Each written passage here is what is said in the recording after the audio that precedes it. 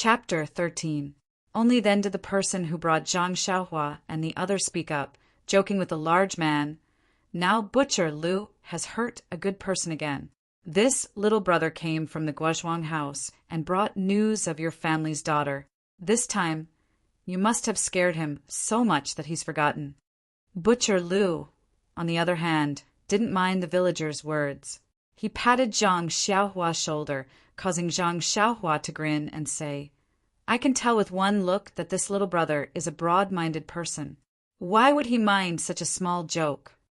Zhang Xiaohua looked at his large hand that was used to butcher pigs and thought, "I want to mind you, but you have to lend me some courage.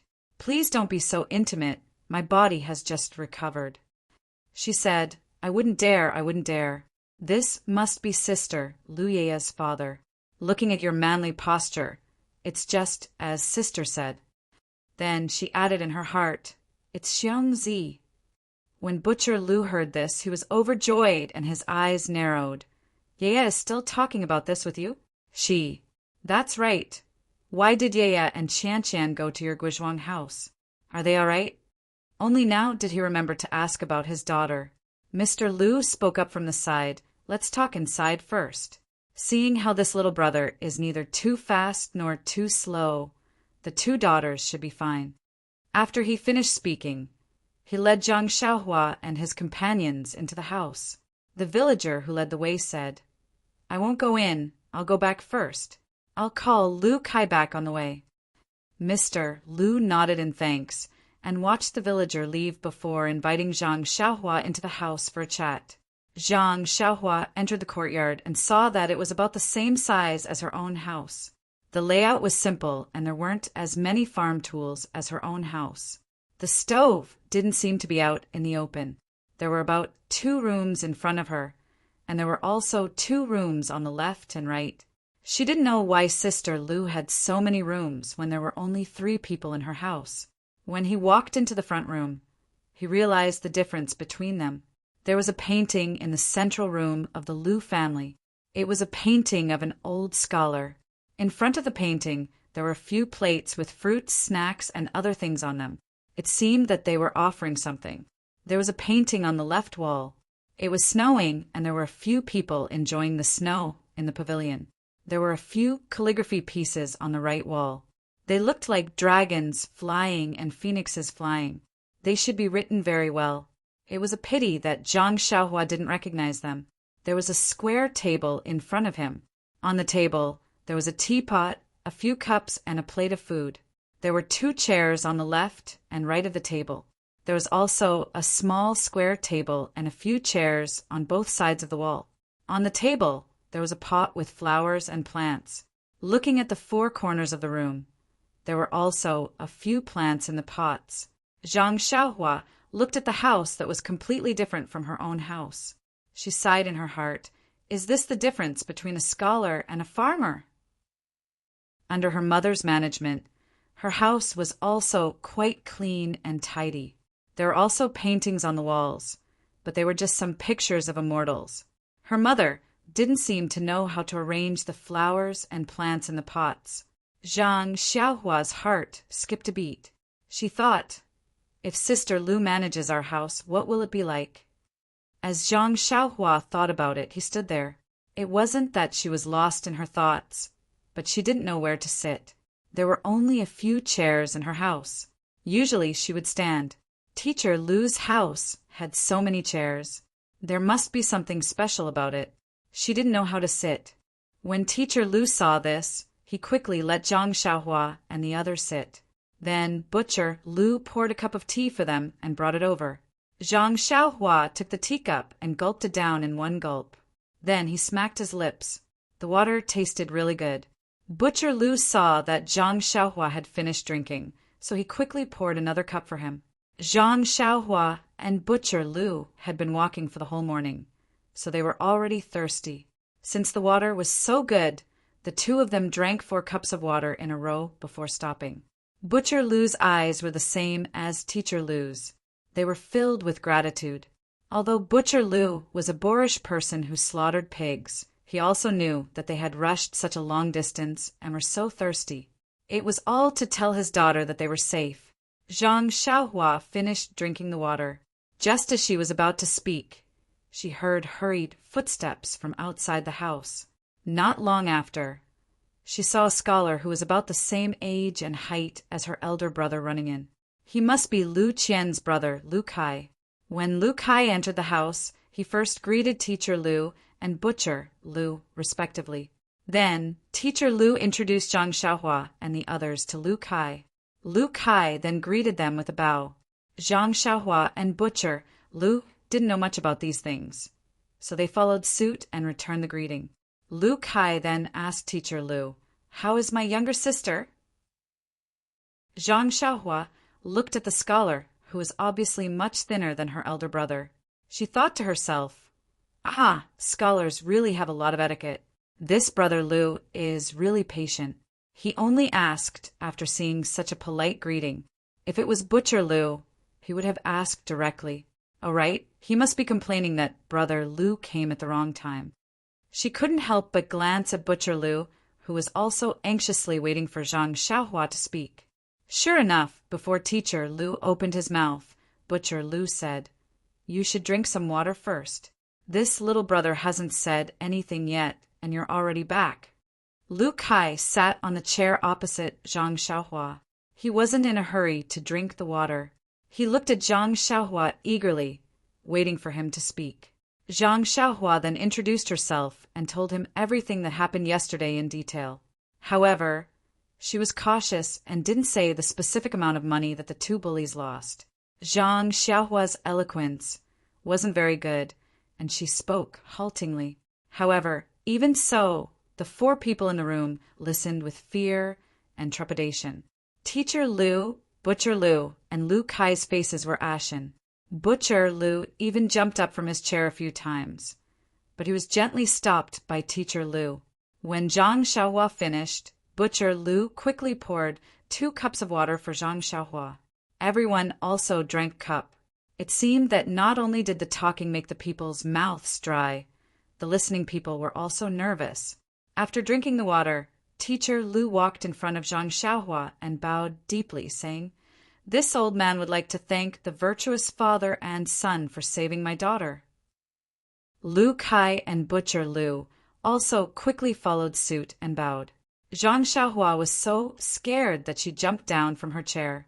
Why did they have to bow again? She hurriedly bowed in a nondescript manner. Zhang Xiaohua comforted them, saying, "Sister Lu and the others are staying in our house. It's quite good. You don't have to worry." In fact, everyone knew that their loved ones were fine. However, they didn't see their loved ones get out of danger with their own eyes. After all, they felt uneasy.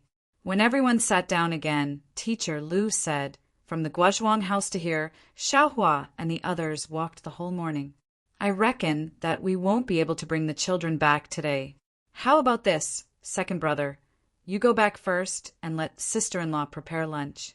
Let Xiaohua and the others eat first.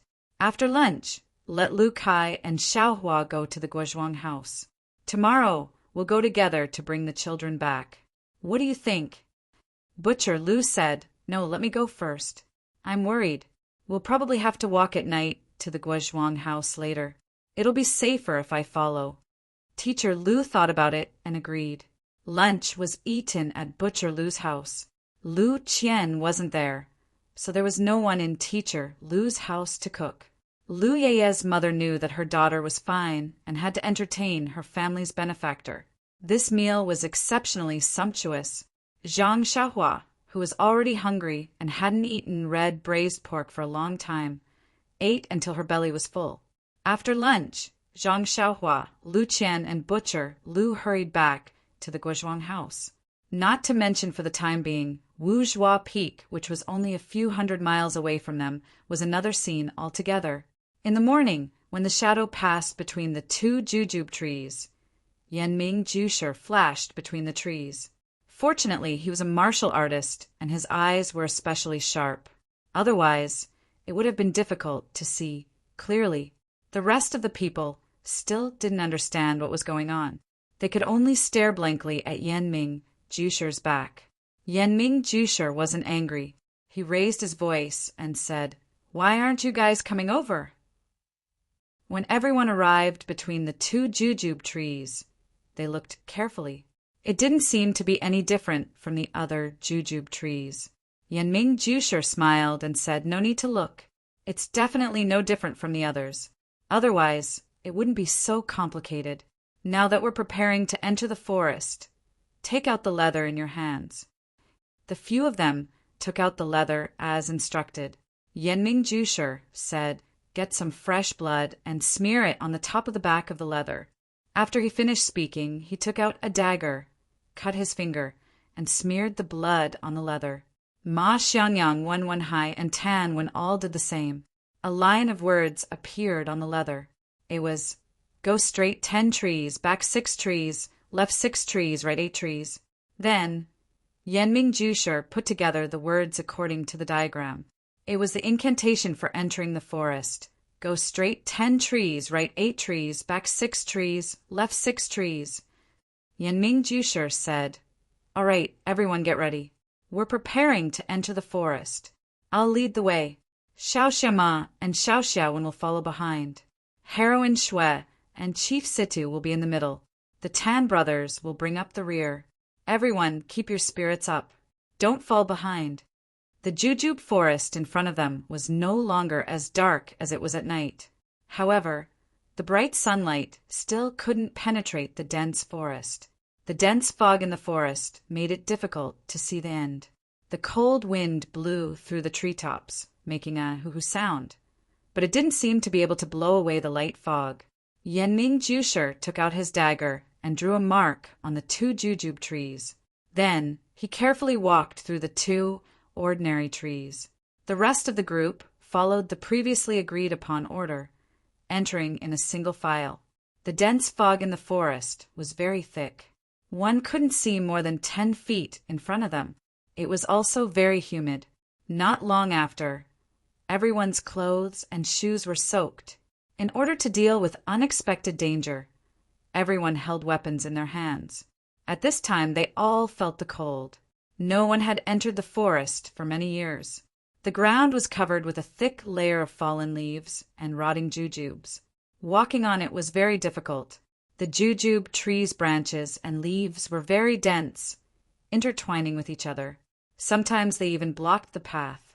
However, no one dared to rashly cut down the branches for fear of causing an accident. Just as everyone was moving forward in an orderly manner, they suddenly heard Situ Ping's exclamation, "Look over there!" 0. Chapter 14.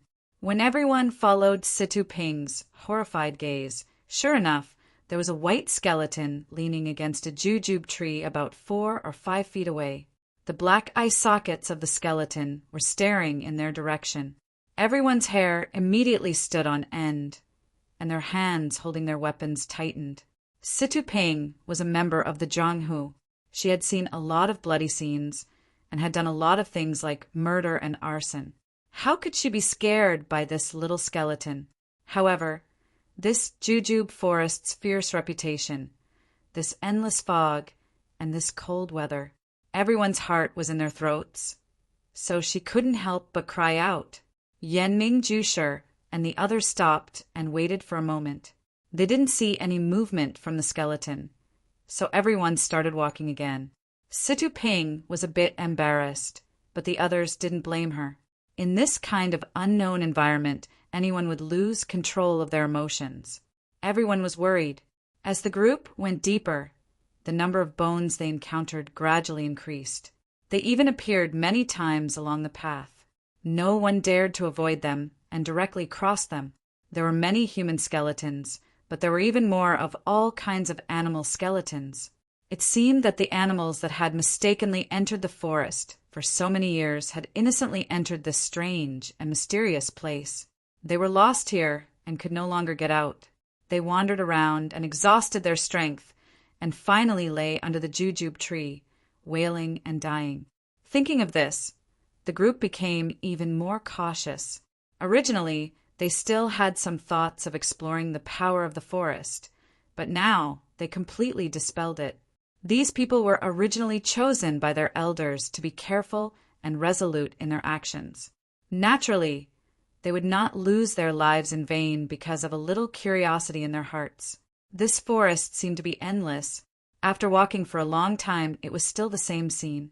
If it weren't for the appearance of different bones, everyone would have thought that they had lost their way. Fortunately, they didn't encounter any danger along the way. Everyone calmed down and just wanted to continue moving forward so that they could get out of this forest as soon as possible. After walking in silence for a long time, Situping, as a local tyrant, began to have some thoughts. Perhaps this was what it meant to be moved after a long period of silence. He didn't know what the others were thinking, but Situping's thoughts were indeed moved. The evil tiger gang was originally based in Lu Town, and this Stoneman Peak was also within the evil tiger gang's sphere of influence. In the past, although he knew that the Five Claw Peak was a dangerous place, he didn't know the method to enter, and had been guarding this place for nothing. Now that he knew the method, wouldn't this place be his backyard in the future? However, the other 4 factions were much bigger than her. How were they going to deal with this secret area? Or would she be abandoned after she lost her use? Her life would be in danger.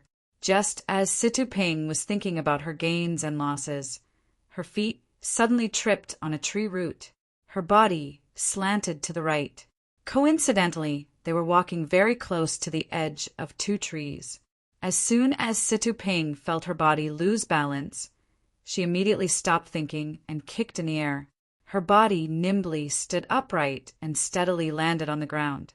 However, she had already deviated from the area between the 2 trees and was standing next to a jujube tree. This sudden change caused everyone else to stop. Yanming Jusher, Ma Xiangyang, and Wenwenhai all turned around to look at Situping. Ma Xiangyang looked at the tree root on the ground thoughtfully. Everyone waited for Situping to come out from under the tree so they could continue walking together.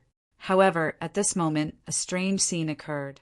Situping turned around and looked around, her gaze sweeping past everyone as if she didn't see them. Situping's face revealed a panicked expression as she looked around again.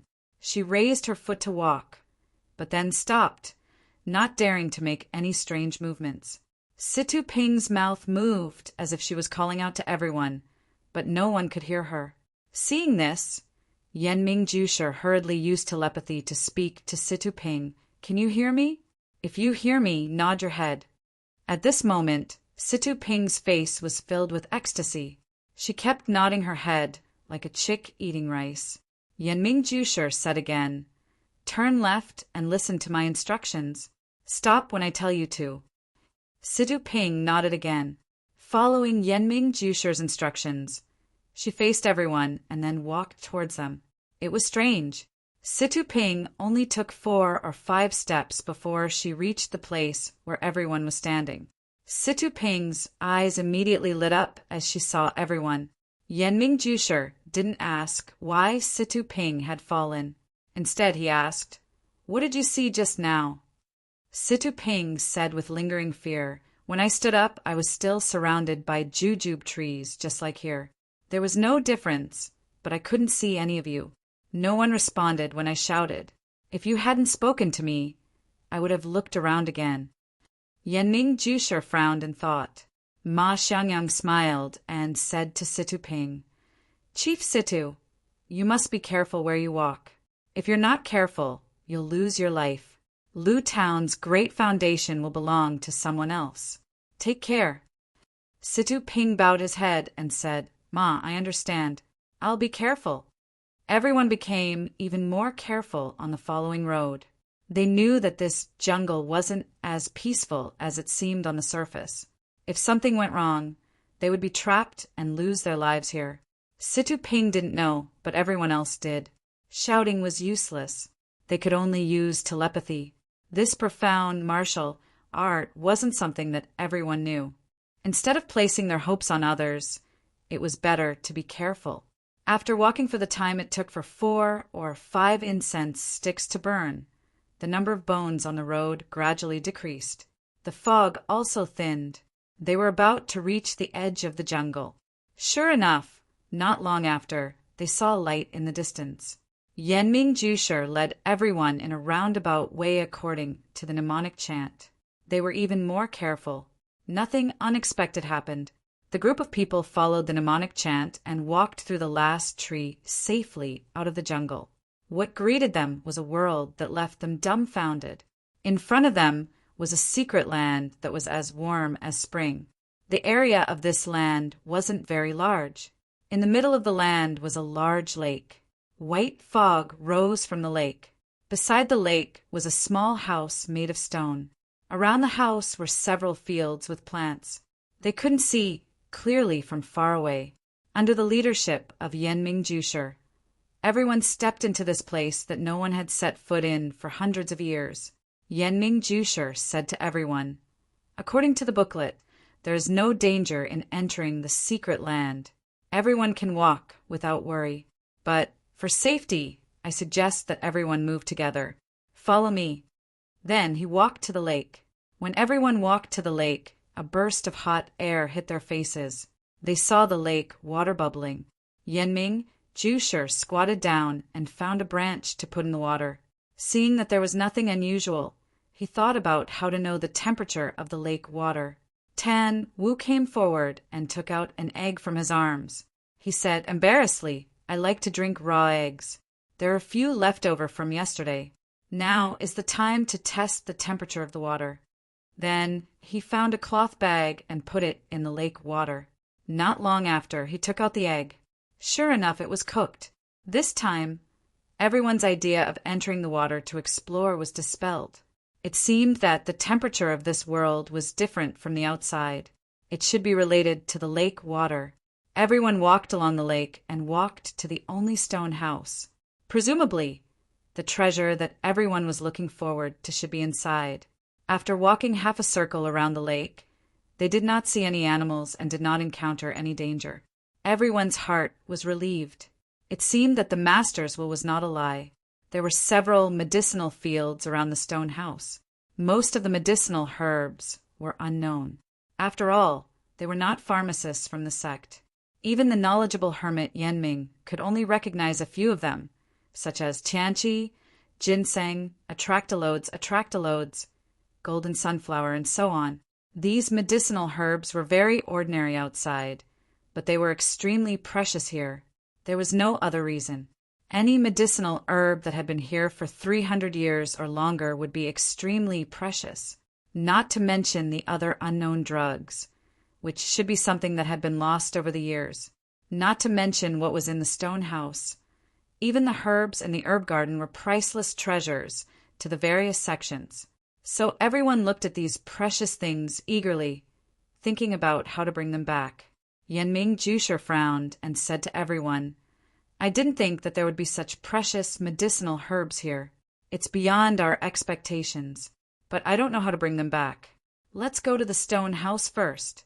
When we come out, we'll think of a way. In any case, these medicinal herbs don't have legs and can't run away. Don't be greedy." Everyone smiled and followed Yenming Jusher to the stone house. This was a very simple stone house. It was so simple that it did not have a door. Yenming Jusher walked to the empty door, but did not dare to enter. Although it was clearly written in the book that there were no traps here, he still had to be vigilant. He thought for a moment, then picked up a stone from the ground and threw it in. Listening to it, there was only the sound of a stone falling to the ground. There was no other movement. Yenming Jusher then walked into the stone house with a dagger in his hand. The others also followed. The stone house looked small from the outside, but when everyone went inside, they discovered that the area was quite large. It was like a hall, not a room like everyone had imagined. And the hall was not covered in a thick layer of dust because no one had come here for a long time. On the contrary, because there was no door, the ventilation was good, and there was no smell of dust in the room.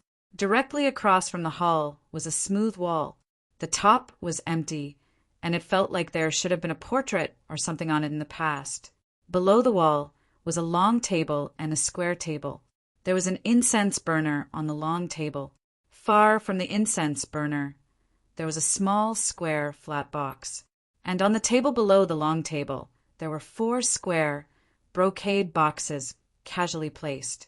They had an antique look, and the patterns were not present today. There were 3 chairs on both sides of the square table. They were all placed casually, and there was a praying mat on each chair. There was nothing on the wall on their left, and there was a hole in it. It was probably a window. On the wall on their right, there were 3 paintings hanging on the wall. One was a man in brocade clothes, holding a knife in his hand and riding a horse forward.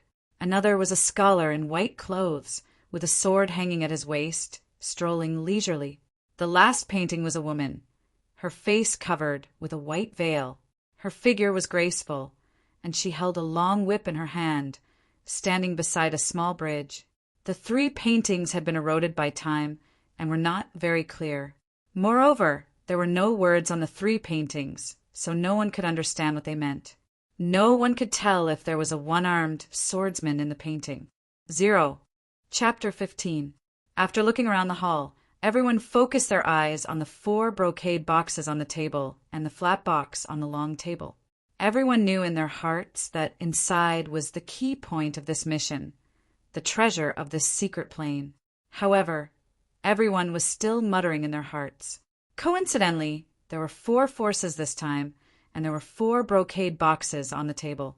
If there were 3 forces that had just been lost in the dense forest, would there be 1 less brocade box on the table? These were just people's thoughts. These boxes had been here for more than 300 years. How could they suddenly disappear and suddenly appear? Yenming Jushi was still cautious. He walked to the front of the square table and did not rush to take the box. Instead, he carefully looked around. He knocked on the chair with the dagger first, and even knocked the futon to the ground.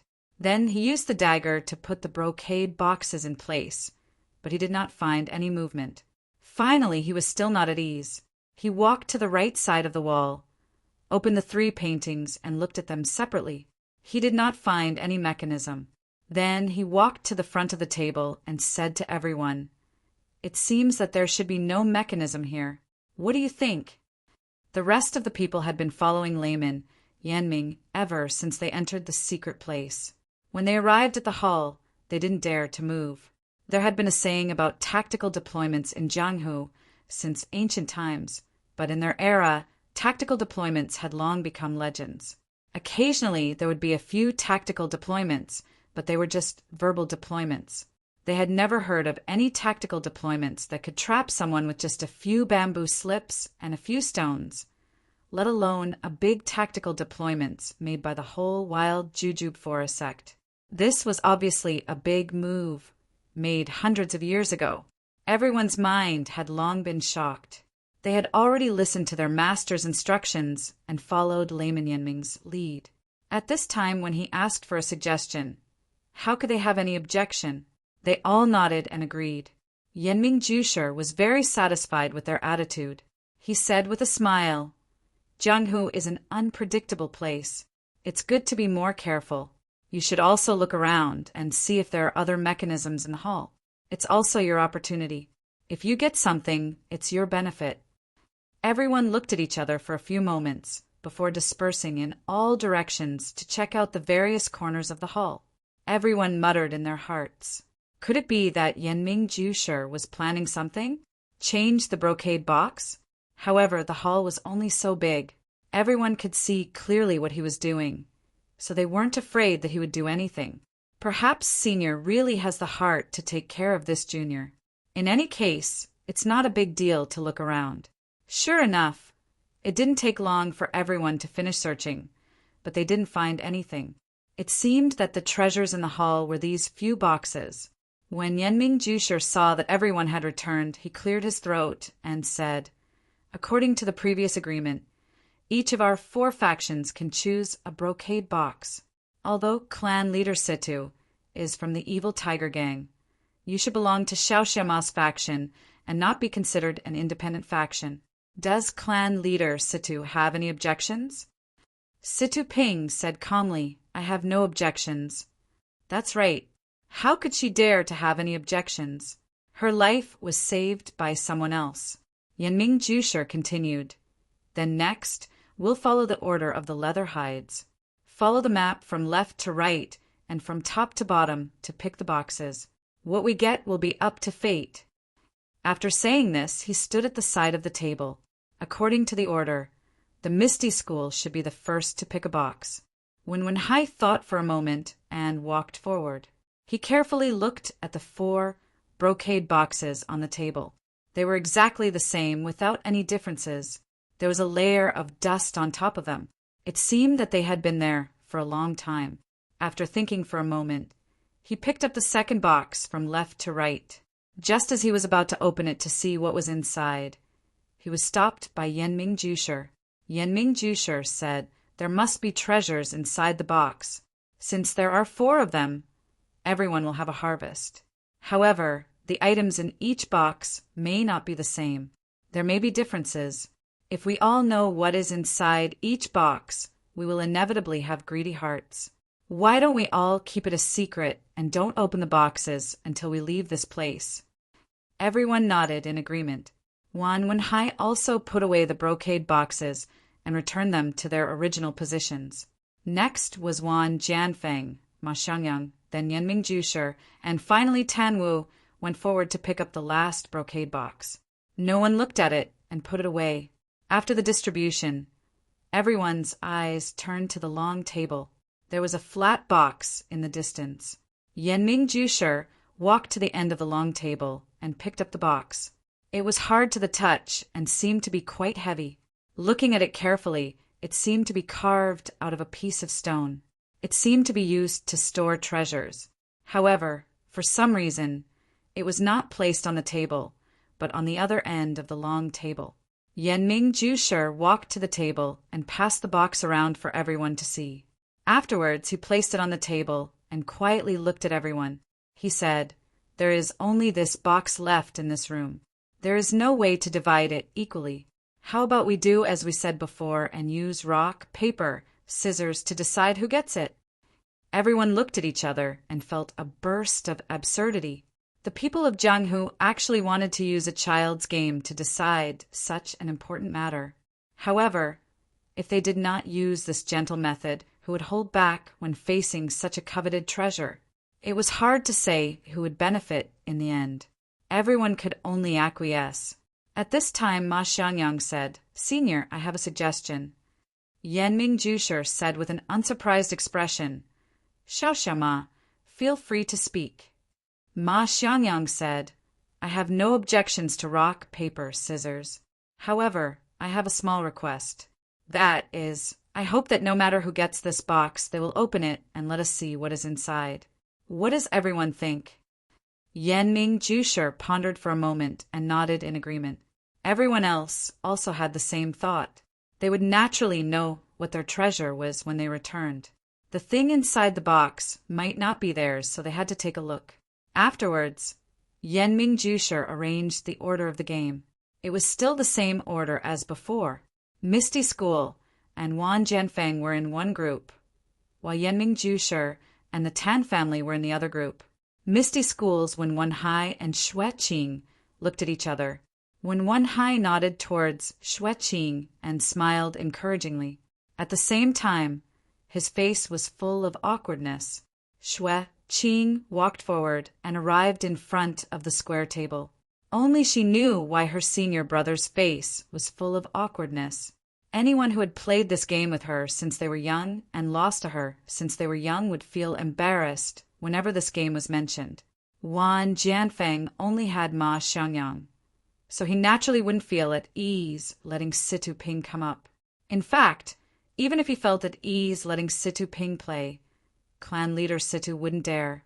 Seeing the two come forward, Yenming Jusher said, "The rules of rock, paper, scissors are scissors beats paper, paper beats rock, and rock beats scissors. Before we start, we need to cover everyone's eyes with a scarf. When I count 1, 2, 3, everyone will play at the same time. Then, take off the scarf and we will see who wins." Xueqing and Ma Xiangyang both used scissors in the first round. In the second round, Xueqing still used scissors while Ma Xiangyang used paper. When Ma Xiangyang took off his scarf for the second time, he retreated regretfully. Yenming Jusher and Tan Wen's contest was decided in one round. Yenming Jusher used rock while Tan Wen used scissors. The last round was the most crucial one. At this time, Yenming Jusher thought for a moment and signaled Situ Ping to cover himself and Xue Qing with a scarf. After Ma Xiangyang counted to 3, he took out scissors. After taking off his scarf, he found that Xue Qing also used scissors, so he covered her with another scarf. After thinking for a moment, he took out scissors again after counting to 3. In the end, he found that his opponent was still scissors and couldn't help but be stunned. In fact, Yenming Jusher had his own selfish reasons for proposing this game. Since young, he was proficient in all kinds of miscellaneous skills, such as rock, paper, scissors, gambling, and so on. He won more than he lost, but because he dabbled too much in martial arts, he couldn't reach the peak. At this crucial moment, he found that his opponent was also an expert. His heart trembled, and he paid more attention to this game. However, in the third round, Yenming Jusher used paper, while Xue Qing and Xue Qing still used scissors. There were no changes. When Yenming Jusher pulled off his scarf, he couldn't help but sigh in his heart. He was trapped in a cocoon of his own making. If he had known earlier, it would have been better to compete in martial arts. Not to mention Xue Qing's face full of excitement. When Wenhai took the box and was about to open it when Yenming Jusher stopped him. Wait, put it on the table and use your sword to pry it open from a distance to prevent any traps. When Wenhai put it on the table and used the tip of his sword to pry the box a few times, but he couldn't find the position of the lid. This time he picked up the box again and looked at it carefully. Only then did he realize that the box was actually sealed. Then he tried to pry it open, but it didn't open. The other people also didn't open it. Yenming Jusher also picked up his dagger and tried to pry the box open, but it didn't work. In the end, he completely ignored Wenhai's gaze and actually used his dagger to cut the box open, but didn't leave any marks on the box. He finally understood why this box was thrown far away at the end of the long table. He casually returned it to Wenhai. Wenhai also carefully put the box in his arms. Seeing that there was nothing left in the hall, everyone's thoughts had already flown to the medicinal garden. Yenming Jusher brought everyone to the medicinal garden and said to everyone didn't prepare enough, and I don't know if we can take more herbs. I suggest that we first take some mature herbs that can be preserved. There will be 4 sets, 1 for each sect. As for the seeds and other transplants, we'll discuss it again. What do you all think? Everyone had no objections, and then led by Yenming Jusher, they collected one by one.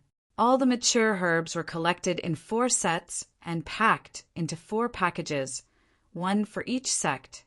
In the end, Scholar Yenming said to everyone, "Since no one has any luck, we can only comfort ourselves here in the herb garden.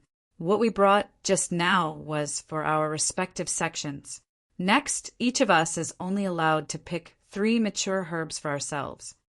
After that, Yenming Jusher took everyone to walk around each medicinal field again and collected the herbs according to their own requirements. In fact, everyone knew about the same herbs. Most of them were hundreds of years old: ginseng, polygonum, multiflorum, tianqi, shanjing, and other things. After finishing this, the light in the secret plane was already a little dim. It was estimated that it should be early noon outside.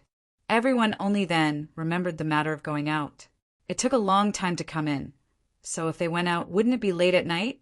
Yenming Jusher smiled and comforted everyone. "Go out, just find a place to go. As long as you go straight, you can go out. However, looking at the sky, it's time to go, let's leave." After that, everyone picked up their packages and followed Yenming Jusher to find 2 jujube trees in the middle of the jujube forest, and went straight away. Everyone didn't know that when they just walked into the jujube forest, a snake-like monster's head poked out of the high-temperature lake.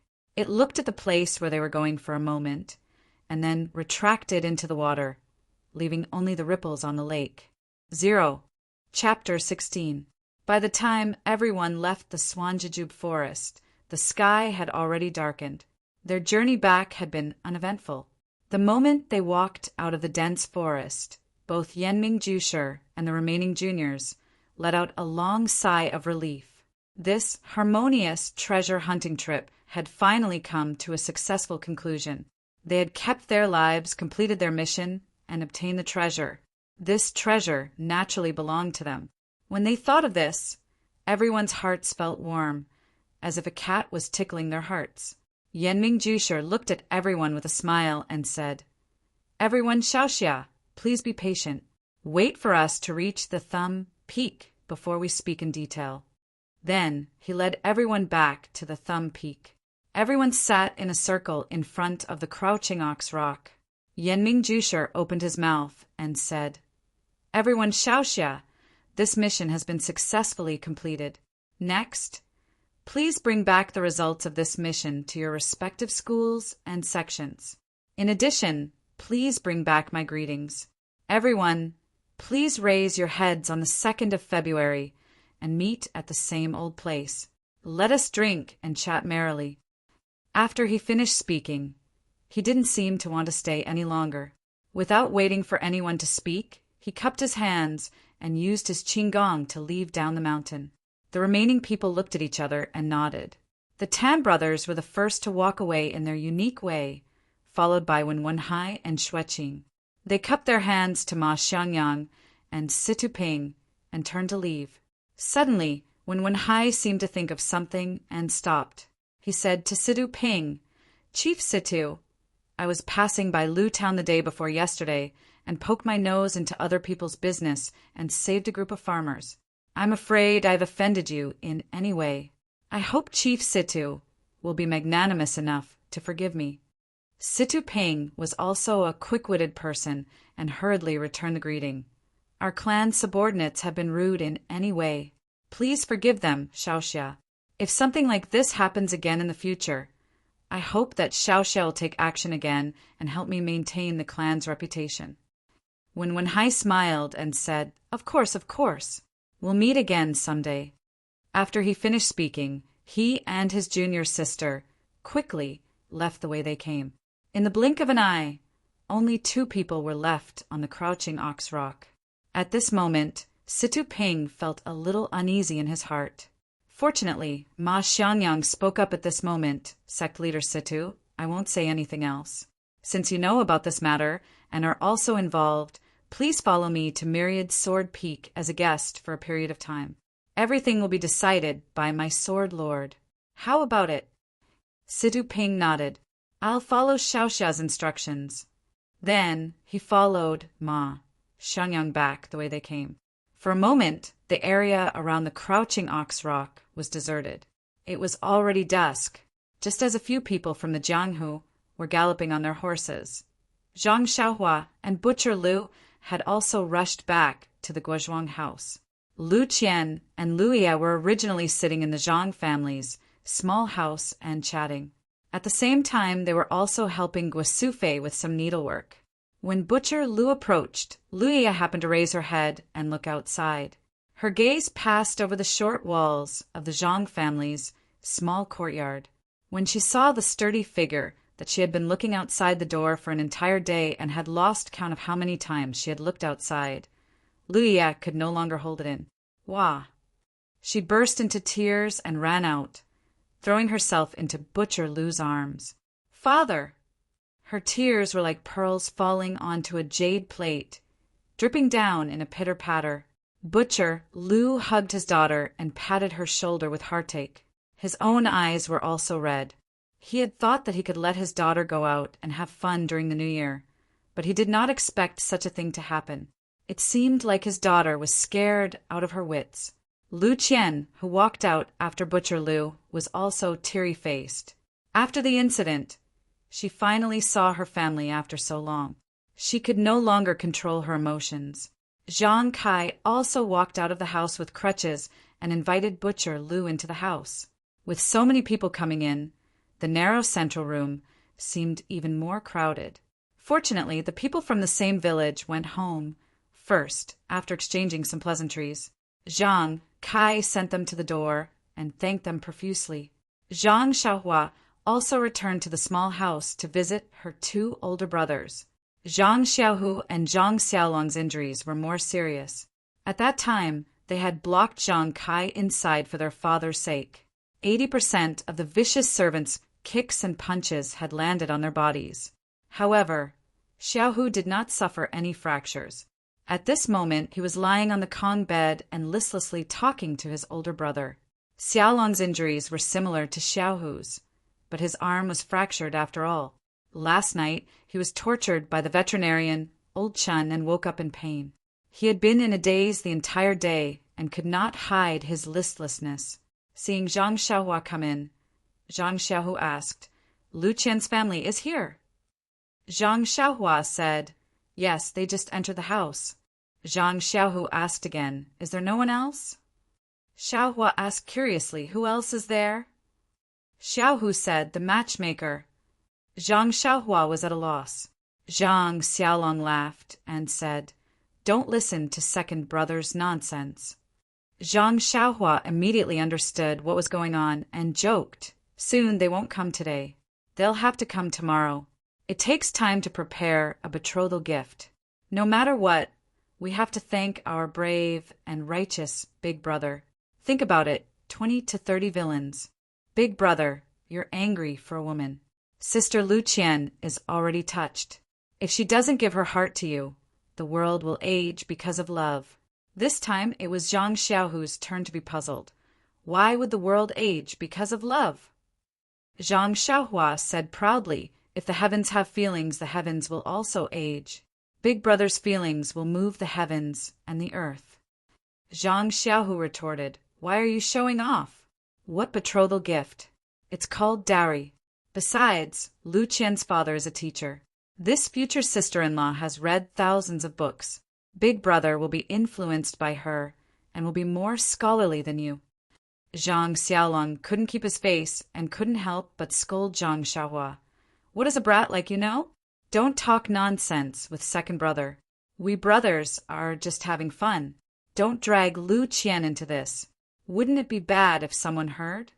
Just as they were talking, someone came in from the central room. A crisp and slightly hoarse voice said, "Who's talking about my sister? Why are you talking nonsense? I just happened to hear it." The three brothers raised their heads. It turned out that Luya had brought Butcher Lu to see them. They saw Butcher Lu's eyes smiling as he looked at them. Luya also had a teasing expression. Behind them, Lu Qian's face was flushed red. She lowered her head and didn't say anything. As the host, Zhang Kai fell behind them with his walking stick. He didn't listen carefully to their conversation. When Zhang Xiaohua saw them come in, she jumped down from the Kong bed.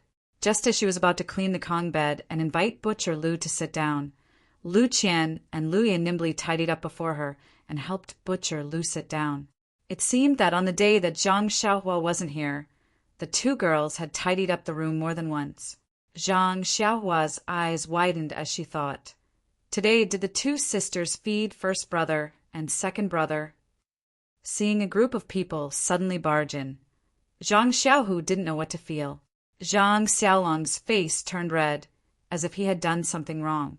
Zhang Xiaohu sat up and was about to get down from the Kong bed when Butcher Lu pressed him down and said kindly, "Nephew is still recuperating. Don't move." Zhang Xiaohu struggled for a bit, but couldn't break free. He could only lie down obediently. Zhang Xiaohua looked at the forced kindness on his face and cursed in her heart. Zhang Xiaolong also wanted to get up, but it was inconvenient for him to do so with one hand. He tried but couldn't get up. Lu Qian hesitated for a moment and went over to support his shoulder. She helped him up. The two of them looked at each other and then separated as if they had been electrocuted.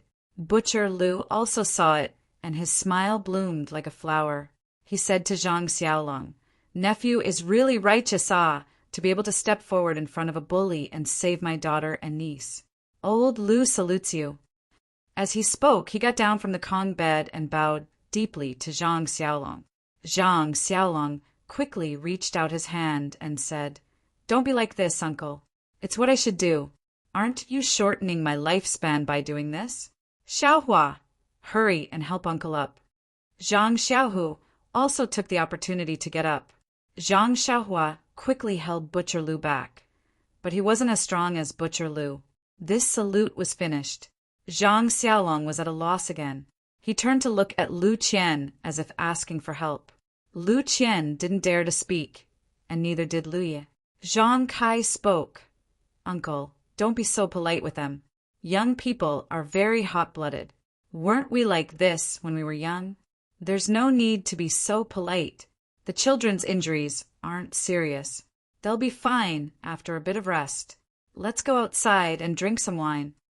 Butcher Lu stopped talking and beamed with joy, saying, "Heroes are still young. We're all old. All right, you young people have a good chat. I won't disturb you anymore. We old people are going to drink." As he finished speaking, he turned around and went back to the central room.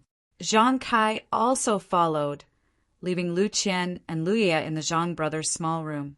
Zhang Xiaohua looked at Lu Qian's peach blossom face and Lu Ye's eyes darting around. She felt the awkward atmosphere in the room and immediately said, "Sister Lu Qian, you're really beautiful today. You guys talk, I'm going out to play." As she finished speaking, she ran away, leaving behind a single man and woman. The feelings between men and women were very strange. Zhang Xiaolong and Lu Qian met once in the cloth shop. If they hadn't met Lu Zhen's gang of bullies, they probably wouldn't have met a second time in this lifetime. Lu Zhen's disaster highlighted Zhang Xiaolong's hot-blooded side and gave Lu Qian an excellent impression. Now, in just a few hours of getting along with Zhang Xiaolong, Lu Qian really felt a little attached to Zhang Xiaolong, thinking that there was such a person who would take care of her for the rest of her life. Perhaps it was a fate arranged by God. Looking at Zhang Xiaolong's handsome face, although tanned by the wind and sun, he had a masculine aura that her brother did not have. Lu Qian's heart became more and more scheming. Butcher Lu stayed the night at the Zhang residence. It was a silent night. The next morning, Zhang Kai accompanied Butcher Lu to talk about farming and mulberry seeds. Gua Sufei accompanied Lu Qian and Lu Ye to Zhang Xiaohua's room to take care of the injured brothers. At this time, the more Gua Sufei looked at Lu Qian, the more she liked her. No matter if it was her looks, her figure, or her ability to do housework, there was nothing to nitpick about. This girl actually had a lot of housekeeping skills that she didn't know. Early in the morning, Lu Qian helped her get a few pots of plants and placed them in the central room. She also placed a few pots of flowers in Xiaolong's room. The entire room immediately became brighter and more pleasing to the eye. She really was a good daughter-in-law candidate. 0. Chapter 17. When Lu Qian's father and brother arrived at the Zhang residence, it was already late in the morning. Butcher Lu was basking in the sun with Zhang Kai in the courtyard as they chatted. The walls of the Zhang residence's courtyard were too short, so Butcher Lu could see Mr. Lu and Lu Kai from afar. Both of them were dressed in new clothes. Lu Kai followed behind his father, holding a few huge gift boxes in his hands. Butcher Lu quickly got up and called out to Zhang Kai before going out to welcome his brother. Zhang Kai rushed into the house and shouted, "Mother, Lu Qian's father is here." When Lu Qian heard this shout, she didn't throw away her needlework like Lu Ye and rush out of the house. Instead, she carefully placed her half-finished work on the table and waited for Guasufei to leave first before she came out. When Lu Qian walked into the courtyard, Butcher Lu and Lu Ye had already escorted her father and brother to the gate of the fence. Zhang Kai was there to welcome them with his walking stick. After a round of introductions and greetings, Lu Qian walked in front of her father and brother and bowed. Mr. Lu held his daughter's hand and carefully looked at his daughter's expression. He saw that the familiar face didn't have any trace of what happened the day before yesterday.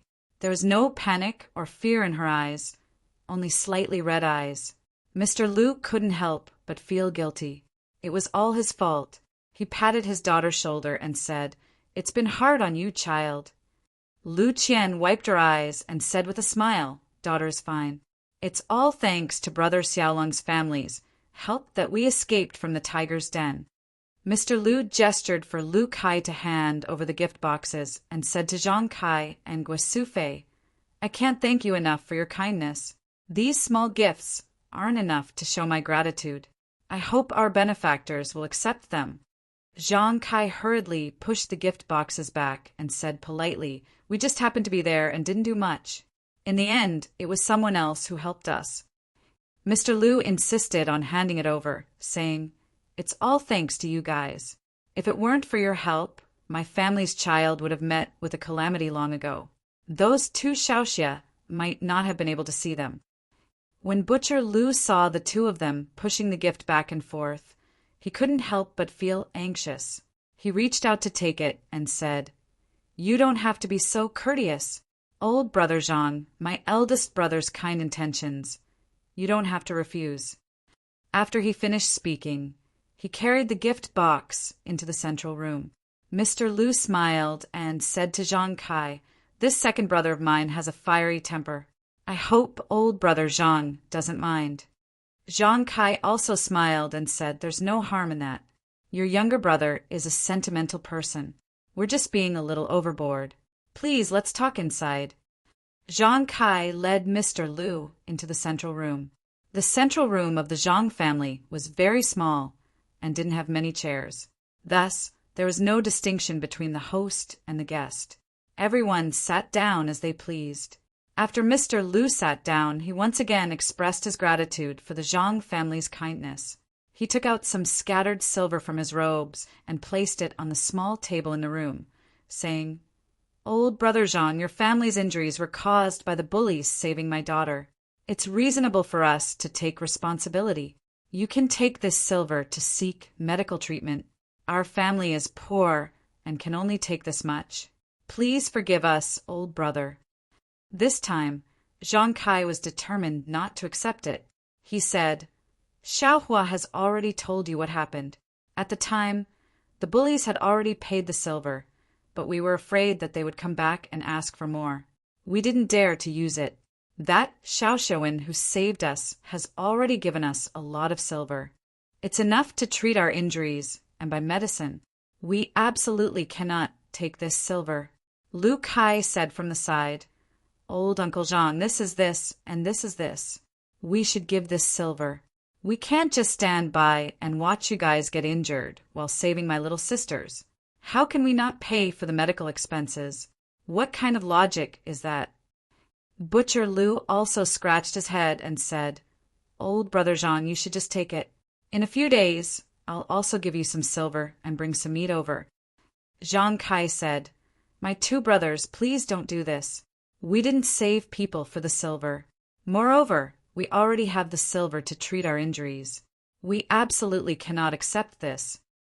Thus, these people were given to each other by each other. After a while, Zhang Kai refused to give in no matter what. At this time, Lu Qian opened her mouth and said to Mr. Liu, "Father, since old Uncle Zhang doesn't want to take this silver, you should take it back first. I have an idea. What do you think?" Mr. Liu said, "All right, you've always been exceptionally intelligent since you were young. What good idea do you have this time?" Lu Qian said, "Old Uncle Zhang and his family got injured while saving us. The two of us will stay here to take care of old Uncle Zhang and his family until their injuries are completely healed. Firstly, old Uncle Zhang's family is injured and they still need to take care of the elderly. Auntie Gua can't handle everything alone. Secondly, old Uncle Zhang and his family can't move freely. They also need people to take care of them. This is what we should do. What do you think?" Mr. Liu thought for a moment and said, "It's my fault. Qian, our idea is very good. What do you think, second brother?" Butcher Liu patted his chest and said, "Very good, very good. I think so too." Lu Yeye also nodded in agreement. The matter was settled like this for now. Then Mr. Liu and Lu Kai went into the inner room. Zhang Xiaolong and Zhang Xiaohu were still lying on the bed. When they heard Butcher Liu's shout, the two of them wanted to get up. However, they were stopped by Gua Sufei and the others. Now that they saw someone come in, they knew it was Lu Qian's father and brother. They quickly got up. This time, Lu Qian didn't come up to help Zhang Xiaolong. Gua Sufei carefully helped her son to sit on the Kong. Only then did Mr. Liu carefully size up this courageous young man. Zhang Xiaolong was a very masculine young man. He was about the same age as Lu Kai and looked very ordinary. He had thick eyebrows and big eyes like Zhang Kai. However, his eyes were bruised and the corners of his mouth were cracked. However, from the determination in his eyes, one could see that he was a down-to-earth person. The clothes he was wearing weren't new either. They were patched up, but they were very clean and looked very comfortable. Zhang Xiaolong's arm was still in a splint, so he couldn't move casually. His hands were placed in front of his chest. Looking at this pair of slightly rough hands, one could tell that he was an expert in farming. Mr. Lu looked at this young man who was about the same age as his son but had a completely different temperament. He couldn't help but secretly nod.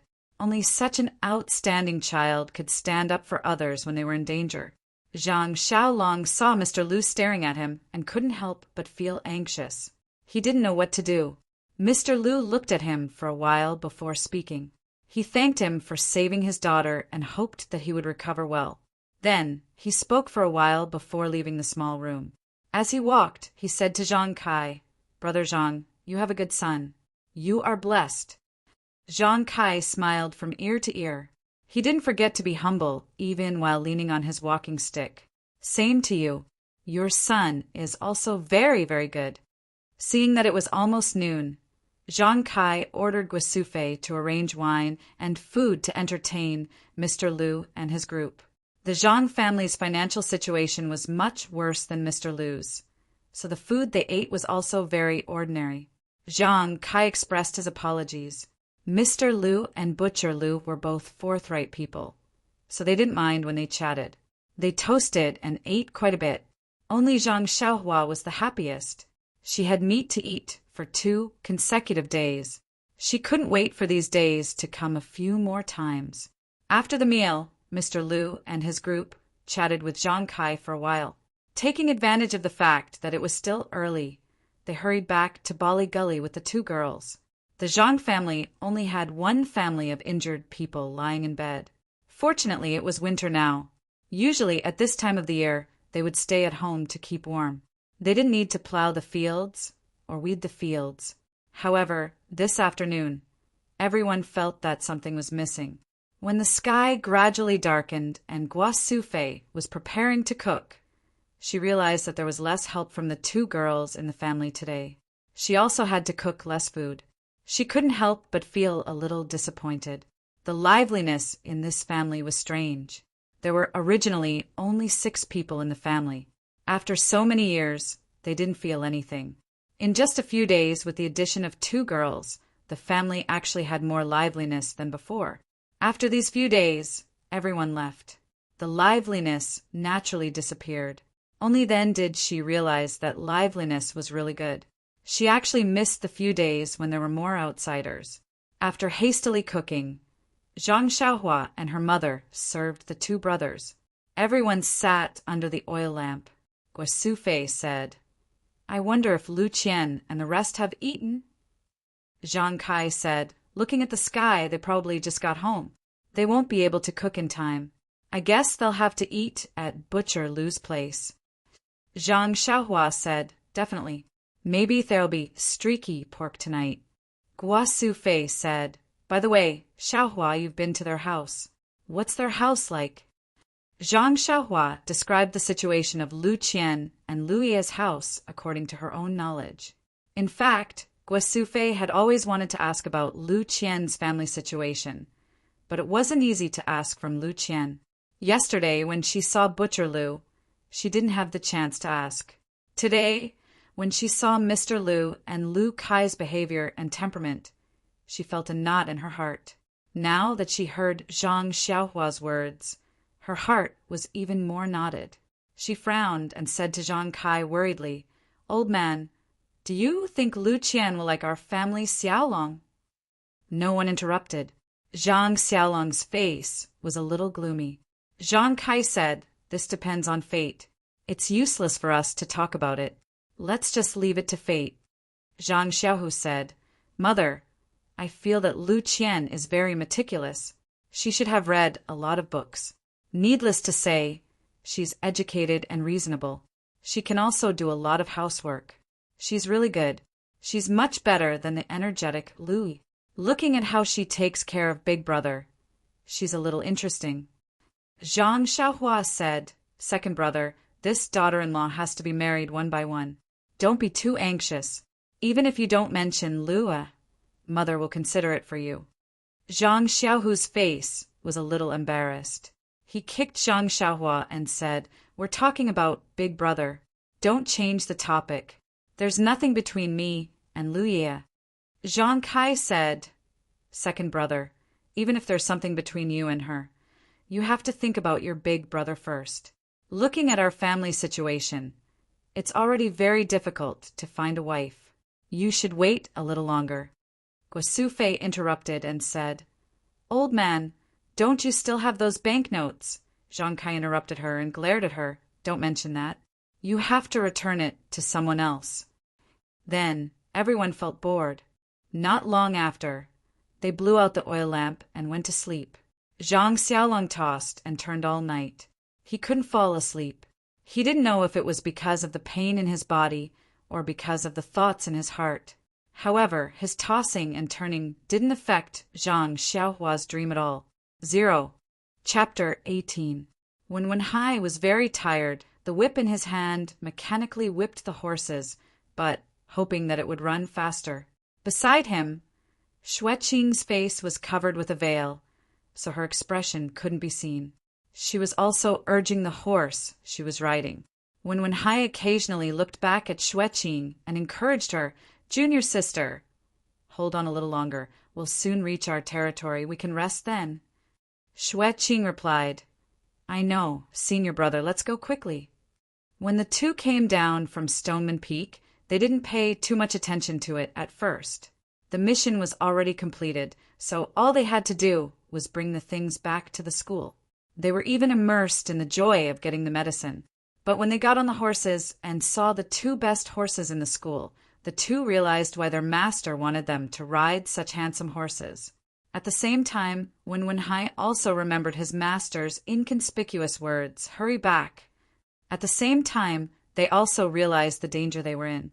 Not to mention whether the other three factions had other intentions. Even if a normal Jianghu sect got wind of the news or discovered the things they were carrying. Those were priceless treasures in the eyes of Jianghu people. An ordinary man's wealth is his own ruin, and the two of them would have a hard time keeping their lives. The two couldn't help but feel a chill in their hearts.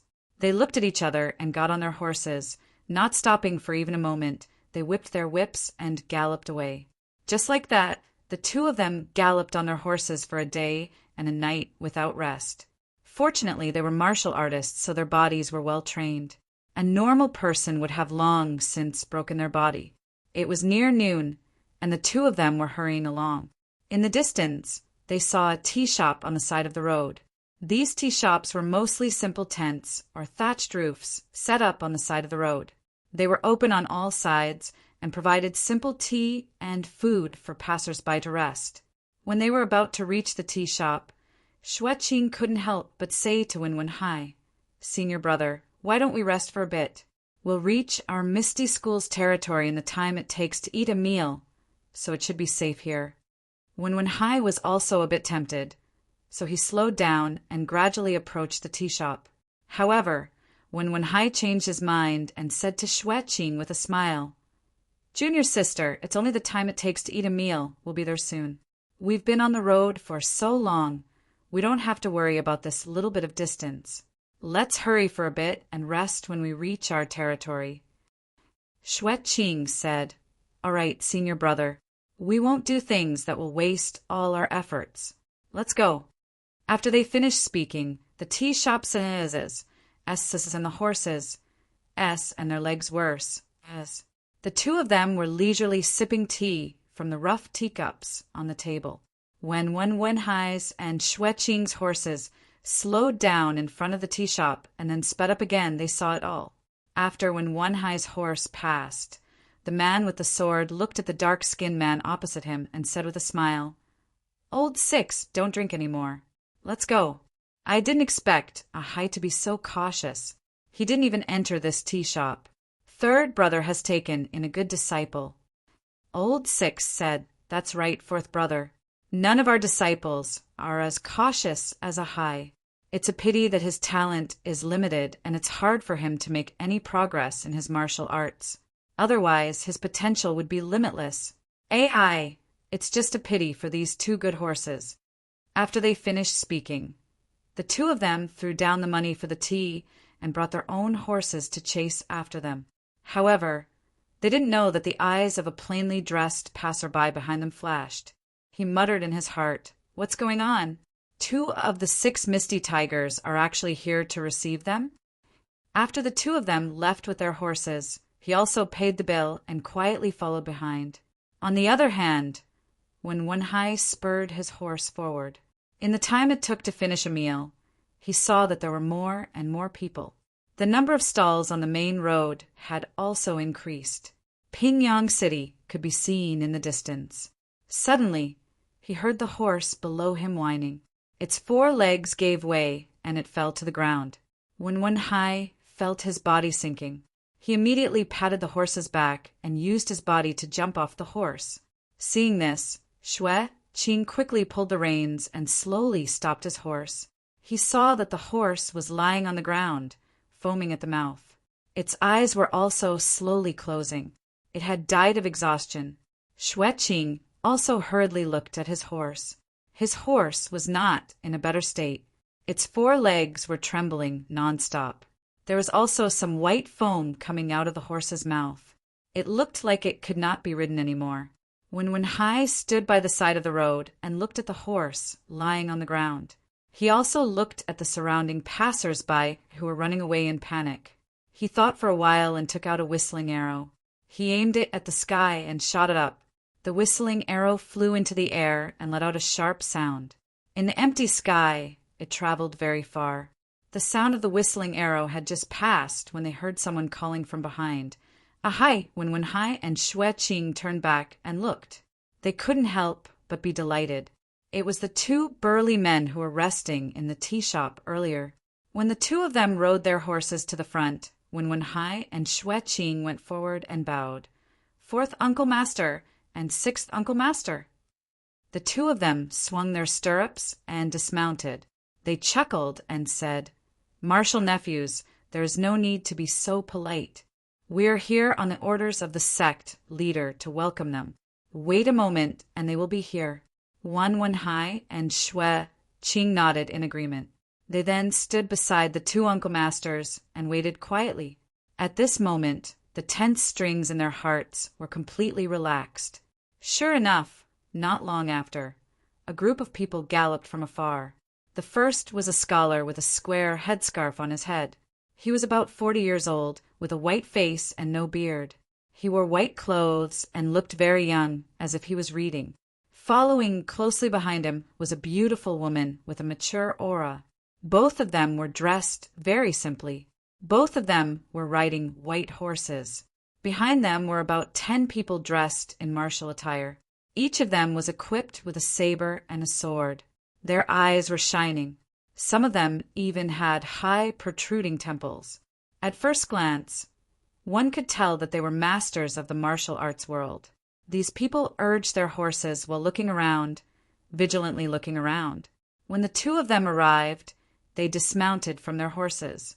Wenhai and Xue Qing went forward and bowed. "Greetings to Master."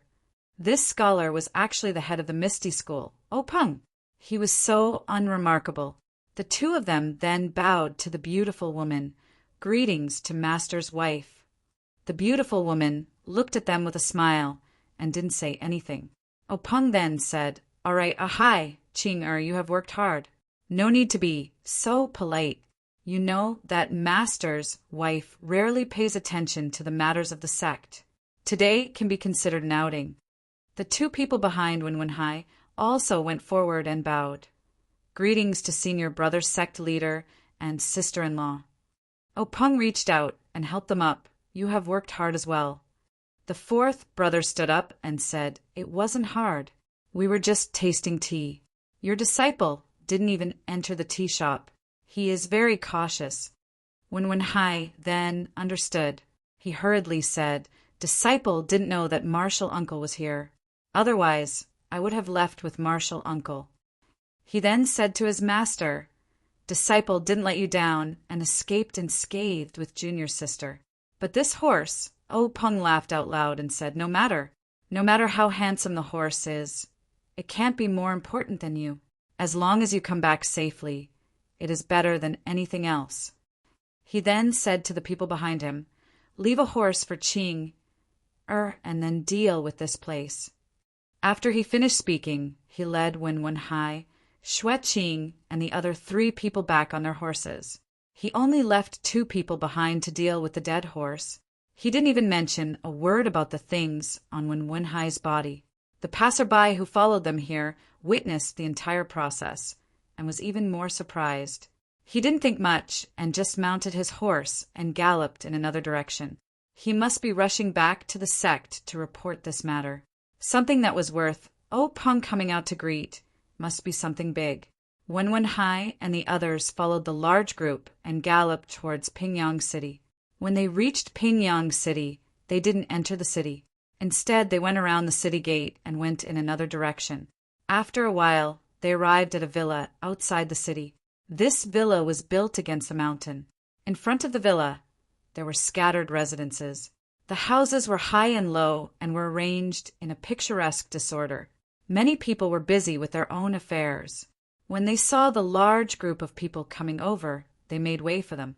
At the same time, they also saluted Peng, who was on the horse. Further in was a straight main road. Beside it were huge trees. After crossing the main road, they came face to face with a luxurious building.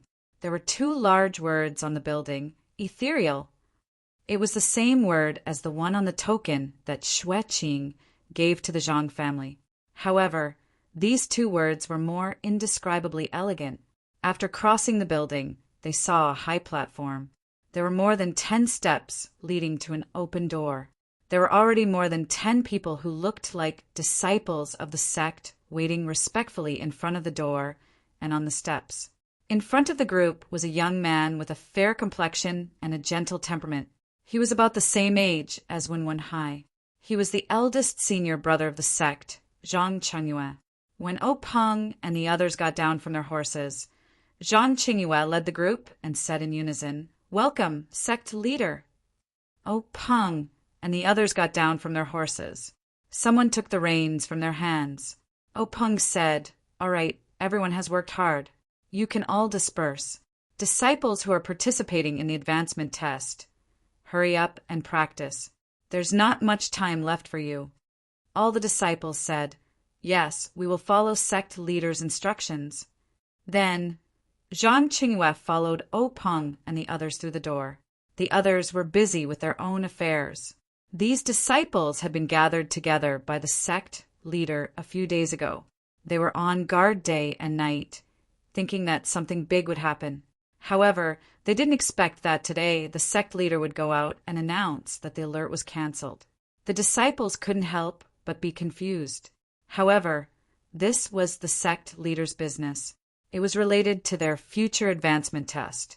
If they could advance, their status and treatment in the sect would be different. They might even be able to learn more advanced martial arts. This was their business.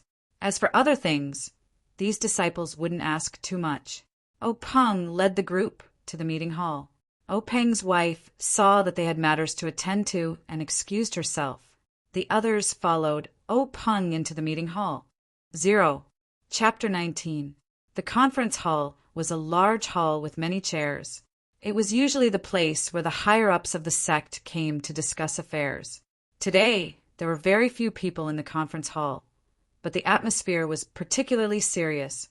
Peng originally sent off his wife with a smile, but as soon as he entered the conference hall, he immediately changed his face and became very serious. The few people who followed behind also looked solemn. Although Wen Wenhai and Xue Qing were Peng's personal disciples and direct subordinates, they rarely came to the discussion hall. After entering, they naturally followed the rules and stood not far from the entrance, not daring to move recklessly. The 4th and 6th of the 6 Misty Tigers and Peng's chief, disciple Zhang Qingyue, stood in front of their seats according to the usual rules and waited for O Peng to sit down first. O Peng walked to the innermost part of the hall, where there was a large chair. He turned and sat down facing the crowd.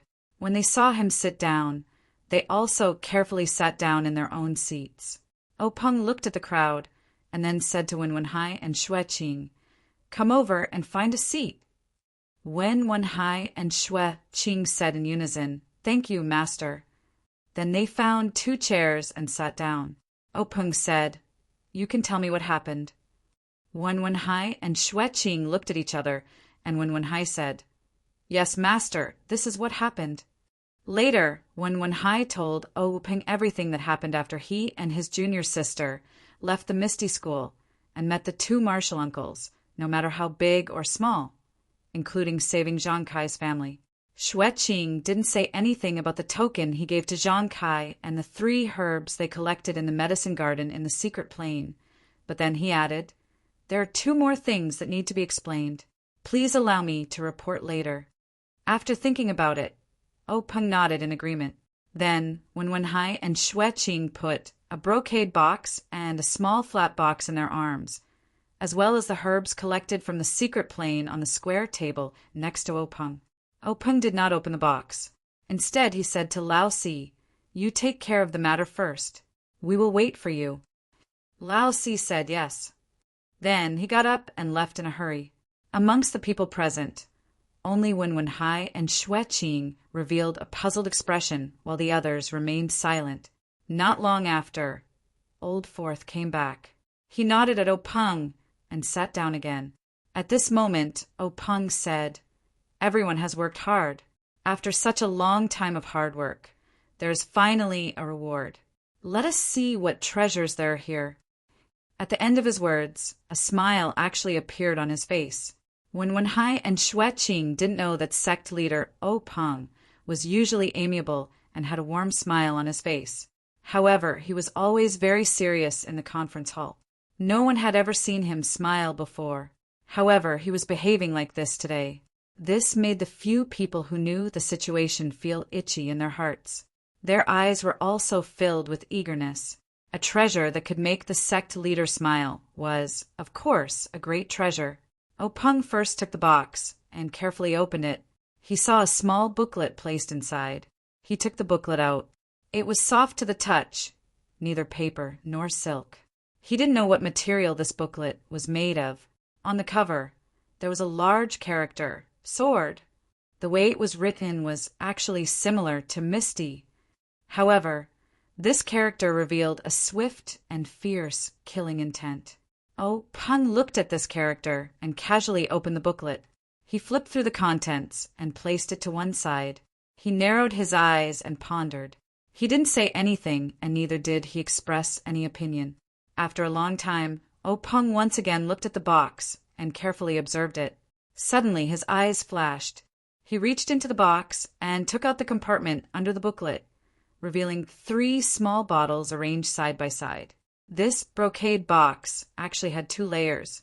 The compartment for the booklet only took up a third of the box's height. O Peng was even more careful as he took out a bottle. This bottle was actually carved out of jade. The bottle's mouth was sealed with an unknown object. On the bottle surface, there were 3 words: Qi generating pill. O Peng's heart burst with ecstasy. This Qi generating pill was something that only existed a few hundred years ago. It was used to increase one's internal force. Its formula had long been lost. According to the sect's ancient records, taking a Qi-generating pill could increase one's power by 30 years. If he took one, then his power... O Peng thought about it, and his hand unexpectedly trembled a little. He carefully put the bottle back into the box and took out another bottle. This bottle was exactly the same as the previous one, but on top of it was written, "Bone Strengthening Pill." O Peng frowned a little. What was the use of this? Bone strengthening? There was no record of it in the sect's ancient records. However, to be able to be placed together with the Qi-generating pill, it was certainly an extraordinary treasure. When there was time, he would ask the other 3 sections. Perhaps there would be records in their ancient records. He carefully put the bottle back. Soon after, Openg took out the last bottle. When he saw the 3 words on the bottle, Openg couldn't help but stand up. His eyes were wide open. Everyone in the discussion hall also immediately stood up. They didn't know what inconceivable thing the gangmaster had seen. Openg calmed his thoughts. Resisting his excitement, he sat back in his chair and waved his hand for everyone to sit back down. At this time he was a little regretful. He regretted that he shouldn't have let Wenwen Hai and Xueqing enter the secret room alone. These things were now placed in front of everyone. They could not let them know. However, these things were too precious. It wasn't that he didn't trust everyone, but once the news was leaked out, it would bring about a sect annihilation disaster. Openg couldn't help but close his eyes and ponder. Everyone looked at the gangmaster's reaction strangely. He was startled, which was quite abnormal. When Openg finally made up his mind, he opened his eyes and immediately restored his original expression. He put the bottle back into the box and picked up the booklet again. He handed it to Zhang Chengyue and said, "Let your martial uncles take a look. You guys should also take a look." The booklet was passed around in everyone's hands. Openg said, "Chengyue, make a copy of this sword manual and give it to your 6th martial uncle. This sword manual will be placed in our sect's library pavilion and carefully preserved." Zhang Chengyue nodded in agreement. Then Openg said to Old Six, "Old Six, you are in charge of training the disciples. Find a few of them with good aptitude to cultivate this sword manual. In the future, our Misty School will have another sword manual." Old Six said, "Yes, Gangmaster. I will definitely do my best to bring this sword manual to greater heights." Openg nodded without saying anything. Then Openg said to everyone, "What happened today? You must keep it a secret. It will be our Misty School's top secret, especially what I will tell you later. I will inform Boss, Old 2 and Old 5. Everyone left and stood up, bowing in agreement. Then Openg told everyone the names of the pills in the first 2 bottles. Everyone's eyes were filled with envy. It was really good stuff. Only they didn't know how many pills were in the bottles. Would they be able to get one? Finally, Openg said, "There is another bottle. There is also a pill in it. It is the legendary life-prolonging pill. Only I don't know if it is true."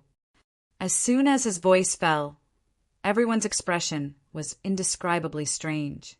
It must be said that the life-prolonging pill was different from the qi-generating pill. Everyone in Jianghu knew that it was a legendary panacea that could increase one's power. Everyone was eager to get one. It was also not like the bone-strengthening pill. Even the Misty School, which had a long history, didn't know what it was. The life-prolonging pill was not only known by Jianghu people, but also by ordinary people. It was a legend within legends. It was said that the life-prolonging pill could increase one's life by 10 years. But such a miraculous thing had been said for thousands of years, yet it had never appeared. In fact, smart people didn't even need to think to know how long a person's life was. No one knew if this life-prolonging pill could extend one's life by 10 years. If you took it, who knew if it really extended your life? Moreover, who would give such a miraculous medicine to someone who was about to die?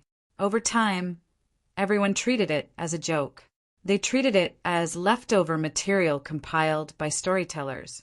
It was precisely this kind of senseless joke material that had suddenly appeared in the Misty School's conference hall, together with the qi-generating pill. This kind of Jianghu panacea, the same packaging. No matter who saw it, they also didn't know whether to laugh or cry. Was it real? Was it fake? However, everyone knew that regardless of whether it was real or fake, if it was known by the other famous sects, there would be no one who wouldn't covet it.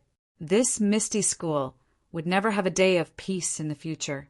Extermination? That wasn't impossible. No wonder the faction leader was so serious. It seemed that this matter would end here. However, would the other 3 sects obtain the same thing? Everyone, including Openg, began to question this. Following that, Openg once again opened the package containing the medicinal ingredients. Once again he was stunned.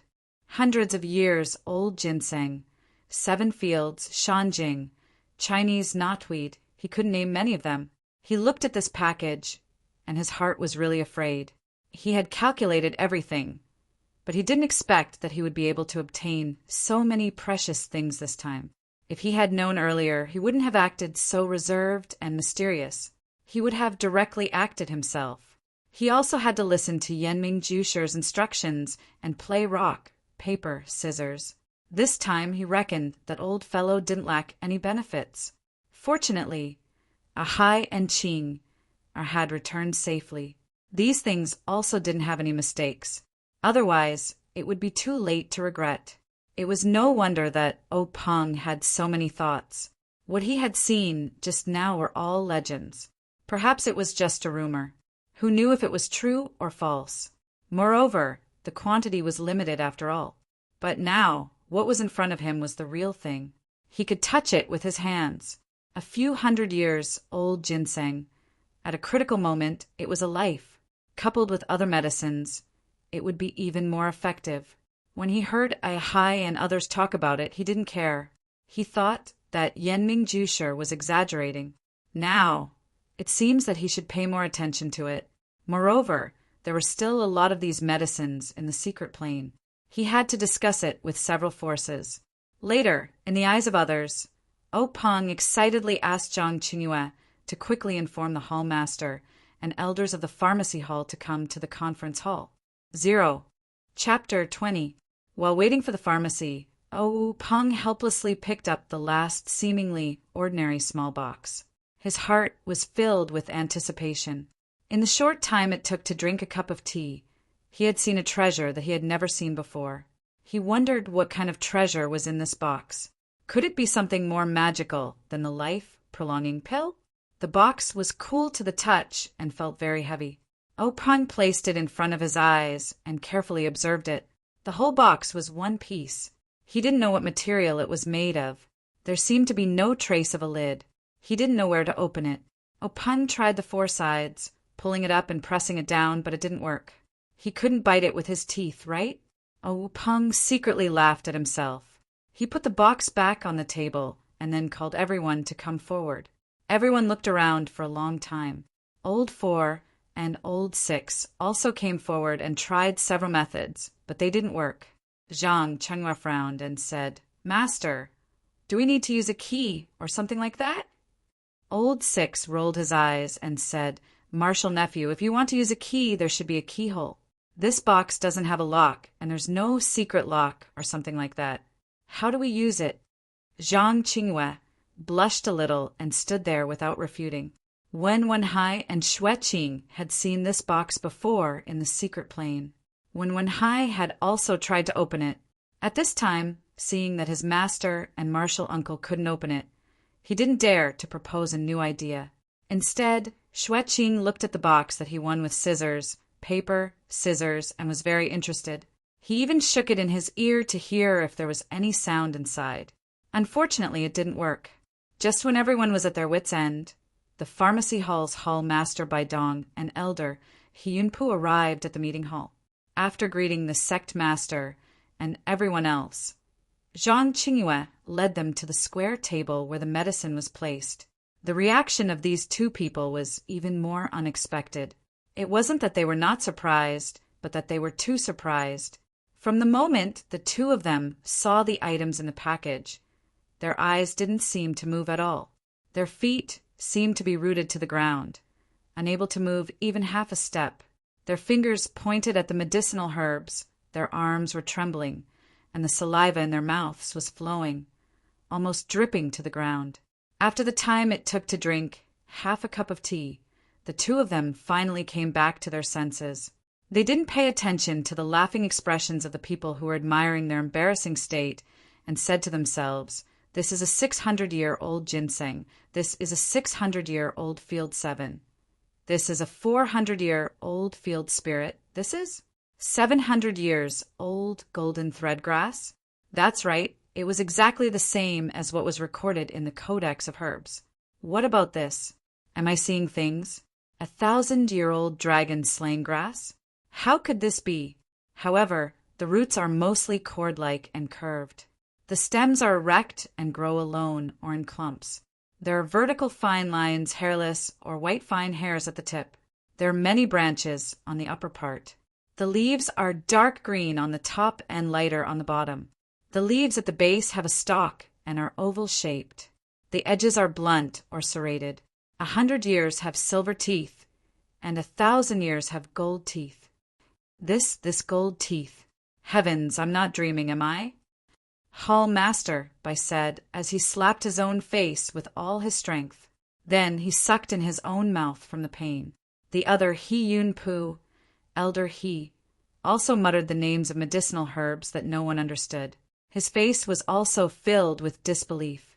In the end, he picked up a medicinal herb that was the size of a palm and said, "What is this? A cactus?" Hall Master, Bai said, "Nonsense. According to the Codex of Herbs, cactus have thorns. Did it prick your hand? That's fish hand grass." Elder, he was also unhappy and said, "The Codex of Herbs says that fish hand grass is in the shape of 3 fingers. This one clearly has 4. Hall Master Bai looked carefully and also shook his head, saying, I don't know. And the remaining 4th and 5th grade medicinal herbs, I don't think I've seen them before. I just don't know if the Codex of Herbs has any records of them." Elder, he also narrowed his eyes and thought carefully. He nodded in agreement. "I don't know. I've learned too little. Oh, Peng interrupted in time. "Hall Master Bai, Elder He." This sentence woke the 2 of them up. Only then did they realize that they were in the discussion hall and not the medicine hall where they usually discussed knowledge. They hurriedly cupped their hands to everyone. "Seeing so many good medicinal herbs, I'm secretly delighted. I couldn't control myself. Please forgive me, Sect Master, and everyone." Everyone returned the greeting and said it was fine. Openg said, "Two sirs, what are the value and effects of these medicinal herbs?" Elder, he said, "I wonder where Sect Master obtained these rare medicinal herbs? This ginseng, tianqi, tianjing, polygonum multiflorum, and other herbs are all common. It's just that the age of these medicinal herbs is truly shocking. 100-year-old is already extremely rare. Unexpectedly, the worst of these herbs are 300 years old.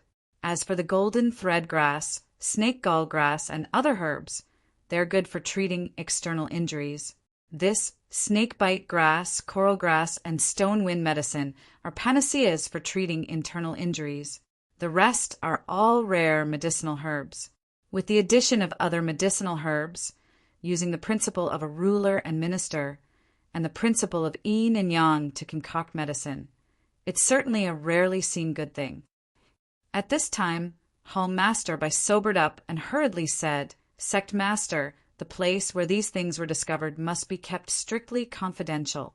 Among them, the dragon beheading grass and peacock grass can be used to concoct medicine similar to the qi generating pill. It's recorded in our Misty Sect's ancient records." These words caused everyone's ears to perk up. Openg said, "Does the ancient records record how to concoct the qi generating pill?" Hall Master Bai said, "No, the formula for the qi generating pill has long been lost. What's recorded in the ancient records are only a few similar pills. The effects are limited, and the required herbs are extremely rare." Openg said, "Hall Master Bai, take these medicinal herbs to the pharmacy hall to study and see what effects they have. Also, take a detailed look at the formula for those pills similar to the qi generating pill. Be prepared, perhaps—" Oh, Peng hadn't finished speaking when Hall Master Bai had already understood tacitly. He immediately said, "I'll follow Sect Master's instructions." Then, together with Elder he carefully carried the package and left the conference hall. Peng also instructed Zhang Qingyue to deploy more people to the pharmacy hall to protect it. After Hall Master Bai and Elder he left, Peng sat back in his chair. His gaze fell on the small box on the table that he couldn't open no matter how hard he tried. After thinking about it, he still instructed Zhang Qingyue to call Hall Master Shi of the Divine Engineering Hall. The Divine Engineering Hall was the place where the Misty Sect refined weapons and concealed weapons. Hall Master Shi was the master of forging weapons in Pingyang City. Not long after, Shi Yuquan arrived at the conference hall. He observed the small box for a long time and used various methods, but he was similarly at a loss. However, he hesitated for a moment and asked Peng in a probing tone, "Sect master, I think, why don't we let Shernyo come over and try?" Shernyo was a boorish fellow from the Misty sect who practiced the strong King Kong hand. His martial arts weren't very good, but his strength was top-notch. In addition, he specialized in the strong King Kong hand. In terms of strength alone, he was the best in the sect. Shi Yuquan's words enlightened him. The box was only a container to store things. In order to obtain the things in the box, it was good to keep the box intact. If they couldn't keep the box and open it skillfully, then they could only use brute force to crack it. In the end, obtaining the things was the most important thing. Shernyo also arrived at the conference hall. He was a rather tall and muscular man. Standing, he was taller than everyone in the conference hall by a head. His entire body was filled with strong muscles. Looking at his honest and simple smiling face, Peng didn't say much. He just passed the small box to him and gave him an order. "Open it." Shernyo received the box and didn't say much. He used his 2 hands to pry the box open. The box didn't move at all. Then Shernyo placed the box on the ground and took a deep breath. His 2 arms suddenly became much thicker, and his 2 fingers became thicker. Then Shernyo shouted loudly. His eyes were fixed on the box, and he used his 2 hands to slap the box. There was a muffled sound as his 2 palm leaf fan-like hands slapped the box. The box didn't shatter as everyone expected. Instead, Shernyo slapped it flat into the conference hall's stone floor.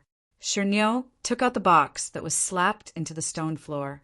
Looking at the perfectly intact box, he scratched his head and looked at the sect master with an innocent expression. He was very depressed. He thought to himself, "What is this thing?" After sending Shernyo away, Peng was also depressed. How should he deal with this box? Suddenly his eyes lit up. He pulled out the sword hanging from his waist, but then he put it back in. The eyes of the remaining people in the conference hall also lit up. They knew that the sect master had thought of a good way to open the box. Zhang Qingyue didn't wait for Peng's orders. He said to Shi Yuquan, "Doesn't Hall Master sure have a broken water? Why don't you give it a try?" Shi Yuquan glanced at Peng. Seeing that the sect master didn't have any objections, he said, "Sect master, and everyone, please wait a moment. I'll be back soon." Not long after, Shi Yuquan came back with a simple scabbard. He said to Peng, "Sect master, let me try it first." Peng nodded in agreement. Shi Yuquan pulled out the sword from the scabbard. This sword wasn't as shiny as other swords. Instead, it had a dark surface. Occasionally, light would reflect off the surface of the sword. It was a bit dazzling, like black lightning. Shi Yuquan raised the sword and tried to cut at the corner of the box. The box didn't react. Then he took a deep breath and raised the broken water again. He slashed at the corner of the box with all his strength. However, there wasn't the cracking sound that everyone expected. There wasn't even any sound. It was as if the sword had cut through cotton. The box was still there, undamaged. Peng glanced at Shi Yuquan, who was about to slash again, and said, "Give me the sword."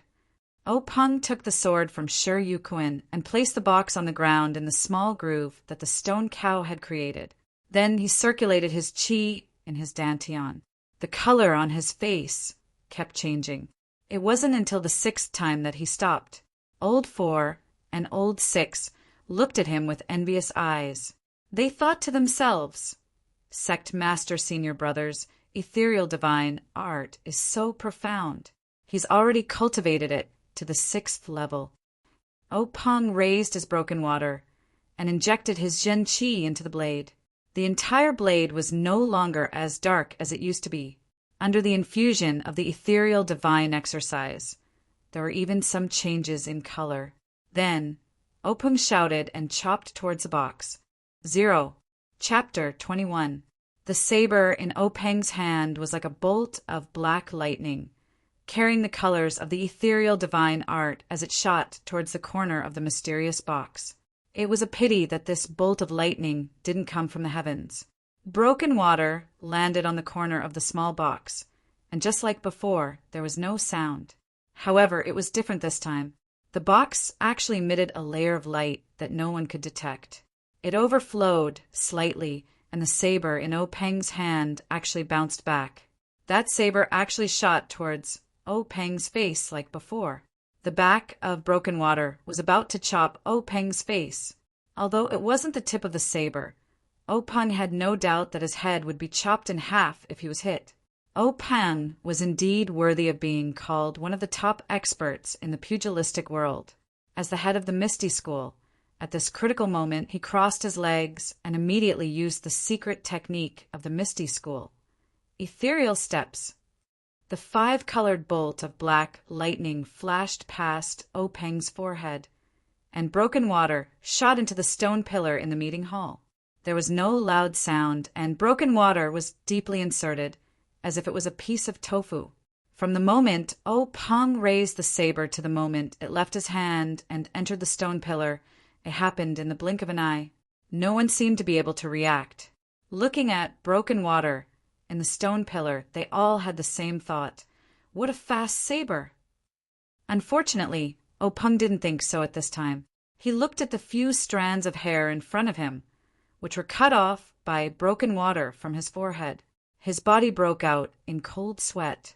After roaming the pugilistic world for so many years, it wasn't that he hadn't encountered any thrilling situations, but there was no time as dangerous as this.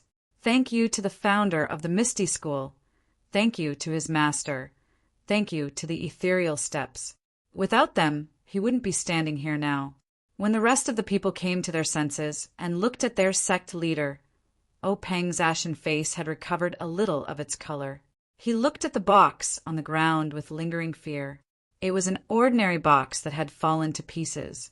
He said to Zhang Qingyue, keep this small box and put it in the library later.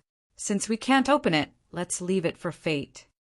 Then he waved his hand and asked Zhang Qingyue to pick up the small box from the ground. It must be said that Peng was indeed an ambitious and ruthless person in Jianghu. This person had a breadth of mind and stratagem that others could not compare to. If it were someone else, they might not have placed this box in the sect. They would have definitely kept it in a secret chamber and secretly pondered over the treasures inside to themselves.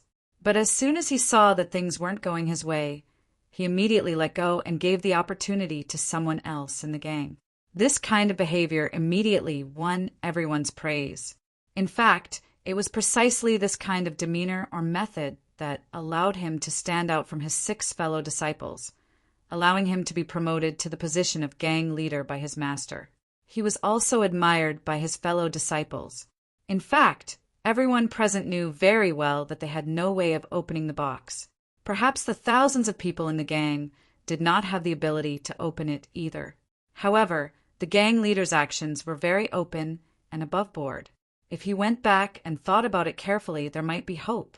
Afterwards, Peng and the others discussed the matter of the next gathering that Yanming Jusher had mentioned. Everyone agreed that with such great benefits, the next gathering would definitely not be as simple as the first one. They should wait for the boss and the second brother to return to the gang before discussing it together. Peng thought for a moment and agreed. Since the matter had been settled, Peng waved his hand and dismissed everyone, leaving only Wenwenhai and Xueqing behind. Everyone filed out. When they passed by the two, they looked at them with gratification and nodded at them. They knew that the gang leader had asked them to stay behind alone to prepare a reward for them. With such great gains this time, it seemed that the 2 juniors would also receive a good reward. Everyone left the meeting hall. Zhang Qingyue and Old Four went to the library together. The sword manual was naturally placed on the bookshelf. Zhang Qingyue was troubled as to where to place the small box. There was no doubt that the box was very precious, but if it was of little value, it might not be able to achieve the gang leader's goal. In the end, Old Four pointed to the square table next to the bookshelf and said, Martial nephew, why don't you put it there first? We'll ask your master later. Zhang Chengyue felt that this was the only way for now. He casually placed the box on the table. In any case, there was a record of everything that went in and out of the library, so there was no need to worry about losing it. Even if he lost it, how many people in the world would be able to open it? Zhang Chengyue and Old Four left with peace of mind. The mysterious box settled down in the Misty School's library, quietly waiting for the fated person. In the assembly hall, O Peng waited for everyone to leave before he opened his mouth. At this time, his face had already changed into his usual warm smile. Hi, Qing. You've done really well this time. What reward do you want? When Wenhai stepped forward and said, Master, there are still 2 things that I haven't reported. I'll tell you about them now. O Peng nodded in agreement. Then, when Wenhai told O Peng about what Yanming Jusher had said in the secret plane, the treasures obtained by the disciples who carried out the task should belong to them. After listening, O Peng's expression did not change. He asked with a smile, What treasures did you get? Wan Wenhai and Xue Qing came forward and put the 3 herbs they got from the secret plane in front of O Peng. We didn't find any pills or weapons. Yanming Jusher let us each pick 3 herbs from the herb garden for ourselves. O Peng said with a smile, This Yanming Jusher is a wonderful person. He wanted to get more treasures and actually came up with this method to give a lot of benefits to our disciples. How can we object? Wen Wenhai and Xue Qing were stunned when they heard this. They hurriedly asked, Was there no such agreement? Then this herb? O Peng said, It doesn't matter, since Yanming Jusher said so and gave the benefits to you. As a master, I can't help but do you a favor. You can take these things. There are still many things in the secret plane. You just have to go first. When Wenhai and Xue Qing were relieved, although there were many herbs in the secret plane, how many could be distributed to disciples like them? Moreover, they immediately understood the idea of Yanming Jusher. Although the treasures in the secret plane had been distributed in advance, if other treasures were to be obtained by the disciples by chance, with Yanming Jusher's martial arts and experience, he would have much more opportunities than the disciples of the various sections. Immediately, O Peng said, You take these herbs to the pharmacy hall and ask Hall Master Bai to refine more pills for you. It's better than taking these herbs alone. Otherwise, if there is a problem, wouldn't it be a waste of a good opportunity? Wan Wenhai and Xue Qing nodded in agreement. O Peng took pity on these 2 disciples and said, You brought back such a big harvest to the sect this time. It's impossible not to reward you. What reward do you want? Wan Wenhai and Xue Qing looked at each other. In fact, they had never thought that this task would be so dangerous and so fruitful. They just treated it as a very ordinary task and didn't think of any reward in advance. Not to mention them, this task was unexpected. O Peng didn't expect it, so he couldn't think of a good reward for the time being. This was why he asked his disciples twice. Xue Qing said, Master, we didn't think too much about it. It was all thanks to Master's strategy that we were able to complete this mission well. Moreover, we also gained a lot of benefits, so we don't need any rewards from the sect. O Peng looked at his 2 disciples with gratification and said, Very good. Let's do it this way. This reward will be recorded for the time being. When Master, or you have a good idea, it won't be too late to reward. Wan Wenhai and Xue Qing both agreed with a smile. O Peng asked again, There's one more thing? Xue Qing went forward and knelt down and said, Master, it's like this. Then he told him about how he left the sect's token to Zhang Kai's family. O Peng said, You 2 did very well. Fighting with a sword in the Jianghu, you naturally have to get rid of violence and protect the good. For you to be so considerate of ordinary people, Master should praise you. Zhang Kai's family was able to stand out in a time of crisis. It's enough to show that they are virtuous. You don't have to worry about the token being used for other purposes. I agree with Qing, or his way of doing things. It's related to your childhood. How could master punish you? Get up, Chinger. Only then did Xue Qing get up. Then Peng said, Ahai, Qing, you too are tired. Go back and have a good rest. Prepare for the advancement test in a few days. If you have any problems with cultivation, ask master in time. Wen Wenhai and Xue Qing bowed and left. When they walked to the door of the meeting hall, Peng suddenly called out to them and asked, Situ Ping of the evil tiger gang also entered the secret plane. Did she also take 3 kinds of herbs like you two? Wen Wenhai and Xue Qing looked at each other and replied, Yes, but we left first. I don't know how they dealt with it. Peng nodded and didn't say anything. His face was full of contemplation. Situ Ping of the evil tiger gang wasn't in a good mood like Wen Wenhai and Xue Qing.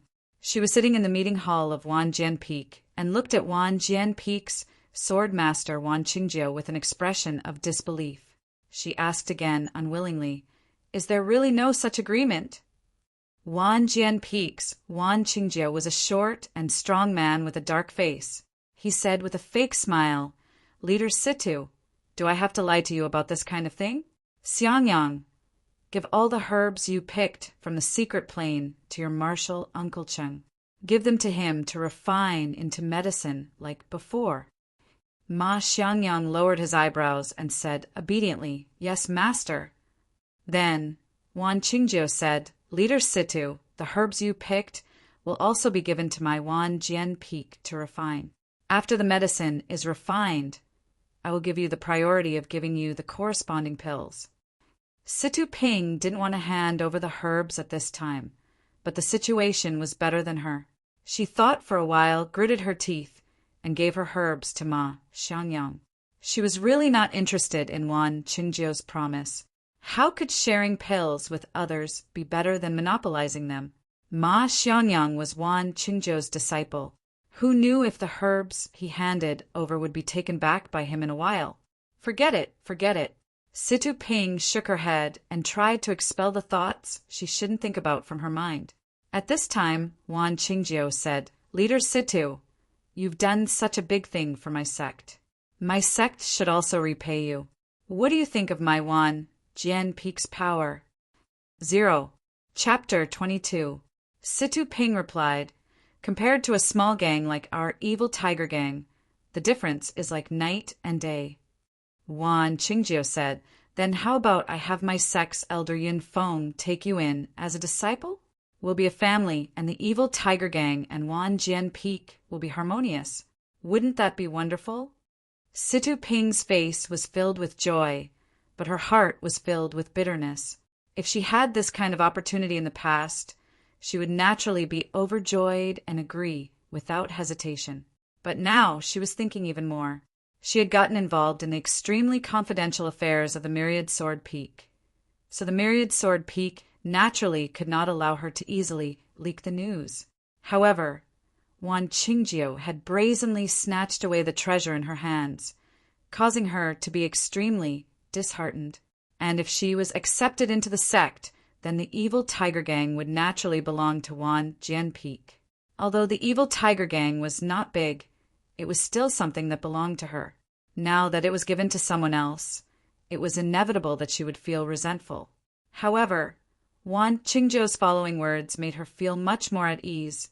Clan leader Situ, if you join my sect and make a great contribution this time, you can find a suitable high-level cultivation method from my sect's ancient records to cultivate.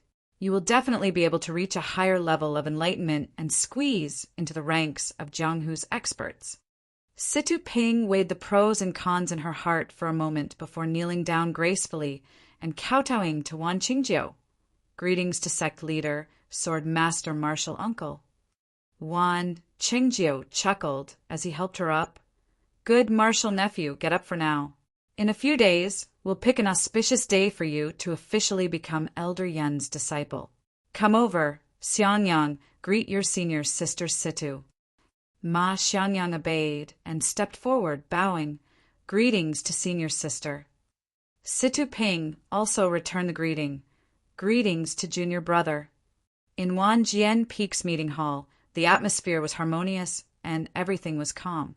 Not to mention the foul winds and bloody rain of Jianghu, the Zhang family's small courtyard in the Guozhuang house was filled with endless warmth. The afternoon sun was so bright that, even though it was winter, it made the sun even warmer. In the small courtyard of the Zhang clan, Zhang Kai led the group to bask in the sun. The slack days in winter were the favorite days of farmers. They didn't have to get up early to work. The women around the stove could also chat with their men. Looking at the lazy look of the family, Guosufei was extremely satisfied, especially when there was Lu Qian, who was doing needlework beside her. Lu Qian came to the Zhang family a few days ago. Guosufei didn't expect Lu Qian to come so soon. She thought that she would wait until the spring plowing season was over. Yesterday afternoon, when Lu Qian came, Guosufei was busy preparing food for the injured people in the house. Once Lu Qian entered the house, she greeted Butcher Lu and helped Guosufei. She left Butcher Lu, who had sent her here, to talk to Zhang Kai. This made Guosufei feel a lot more relaxed. Many of the household chores became orderly. Lu Qian also brought pork belly for Zhang Xiaohua and a lot of snacks for her grandmother. Both of them were full of smiles. Although her grandmother couldn't see, she held Lu Qian's hand and praised her. Lu Qian's face turned red. Lu Yeye didn't come. Butcher Lu awkwardly explained that he was busy at home, and since Lu Qian came, Lu Qian needed someone to take care of her. Of course, Zhang Kai and Guosufei didn't mind. They comforted Butcher Lu and said, "The family is busy and we can't do without anyone. The child has her own things to do. It's good that you're considerate." Only then did Butcher Lu's awkwardness disappear. However, Butcher Lu's awkwardness stopped at lunch. When Zhang Xiaohua came back from getting wine, Butcher Lu pulled Zhang Kai to drink and put the matter at the back of his mind. When Butcher Lu left after eating and drinking, he kept reminding Lu Qian and asking Guosufei's family to take care of Lu Qian. Guosufei thought, "Do I need you to tell me that? If we don't take good care of her, how can we let her stay?" After Lu Qian came, not only did Guosufei feel relaxed and not in a hurry, the other family members also felt the changes in the house. Not to mention the small changes in the house and courtyard. Not to mention the different cooking methods in the morning and evening, which increased their appetite. Just the addition of such a beautiful girl to the big family was enough to make them happy. Although a day didn't mean much, this beginning let the Zhang family smell the sweet taste of life. The Misty School's secret medicine was indeed effective.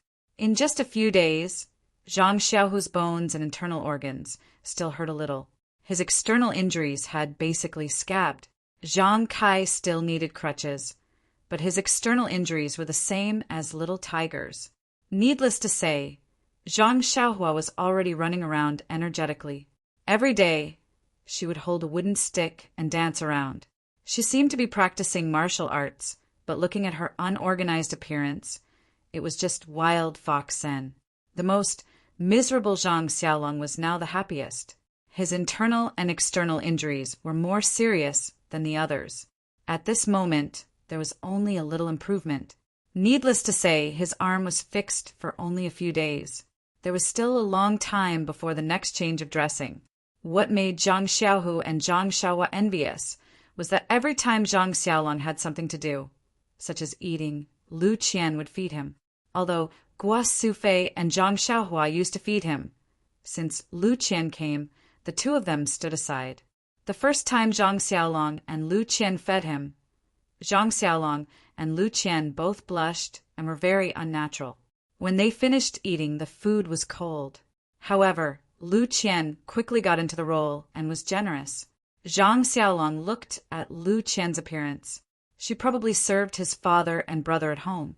Since the girl was so generous, he didn't need to be too reserved. So the two quickly became familiar with each other. Farmers had their own simplicity and masculinity. Although Zhang Xiaolong didn't read many books, didn't know many words, and his appearance was ordinary, his inherent temperament and steady behavior deeply attracted Lu Qian. Lu Qian admired him. She deeply felt that this Zhang Xiaolong was a piece of unpolished jade. He was born in this poor family and was unpolished. It was really God's will for her to meet such a person. Zhang Xiaolong was even more so. The beautiful and pleasant Lu Qian not only had the simplicity and practicality of a farmer, but also the knowledge and propriety of a pretty girl from a humble family. Zhang Xiaolong adored her from the way she handled the household chores to the way she conducted herself with elegance. He had never thought that such an excellent girl would appear in the countryside where he had lived for so many years. At this moment, he felt that he was living in heaven. He couldn't wait to recover from his injury for 1,000 years and watch the girl who had been engraved in his heart grow old with him. In short, Zhang Xiaolong and Lu Qian were a couple in love. They were attracted together like magnets. Zhang Kai and Guo Sufei saw it in their eyes and thought about it in their hearts. Although his son had the physique, Lu Qian was from a scholarly family after all. Her vision was naturally different from that of ordinary farmers. His son was illiterate, so how could he compare with the thousands of books in Lu Qian's heart? Moreover, although Mr. Lu's family lived in the countryside, his family was also well off. According to Zhang Xiaohua's description, the life of his family was far from what their family could compare.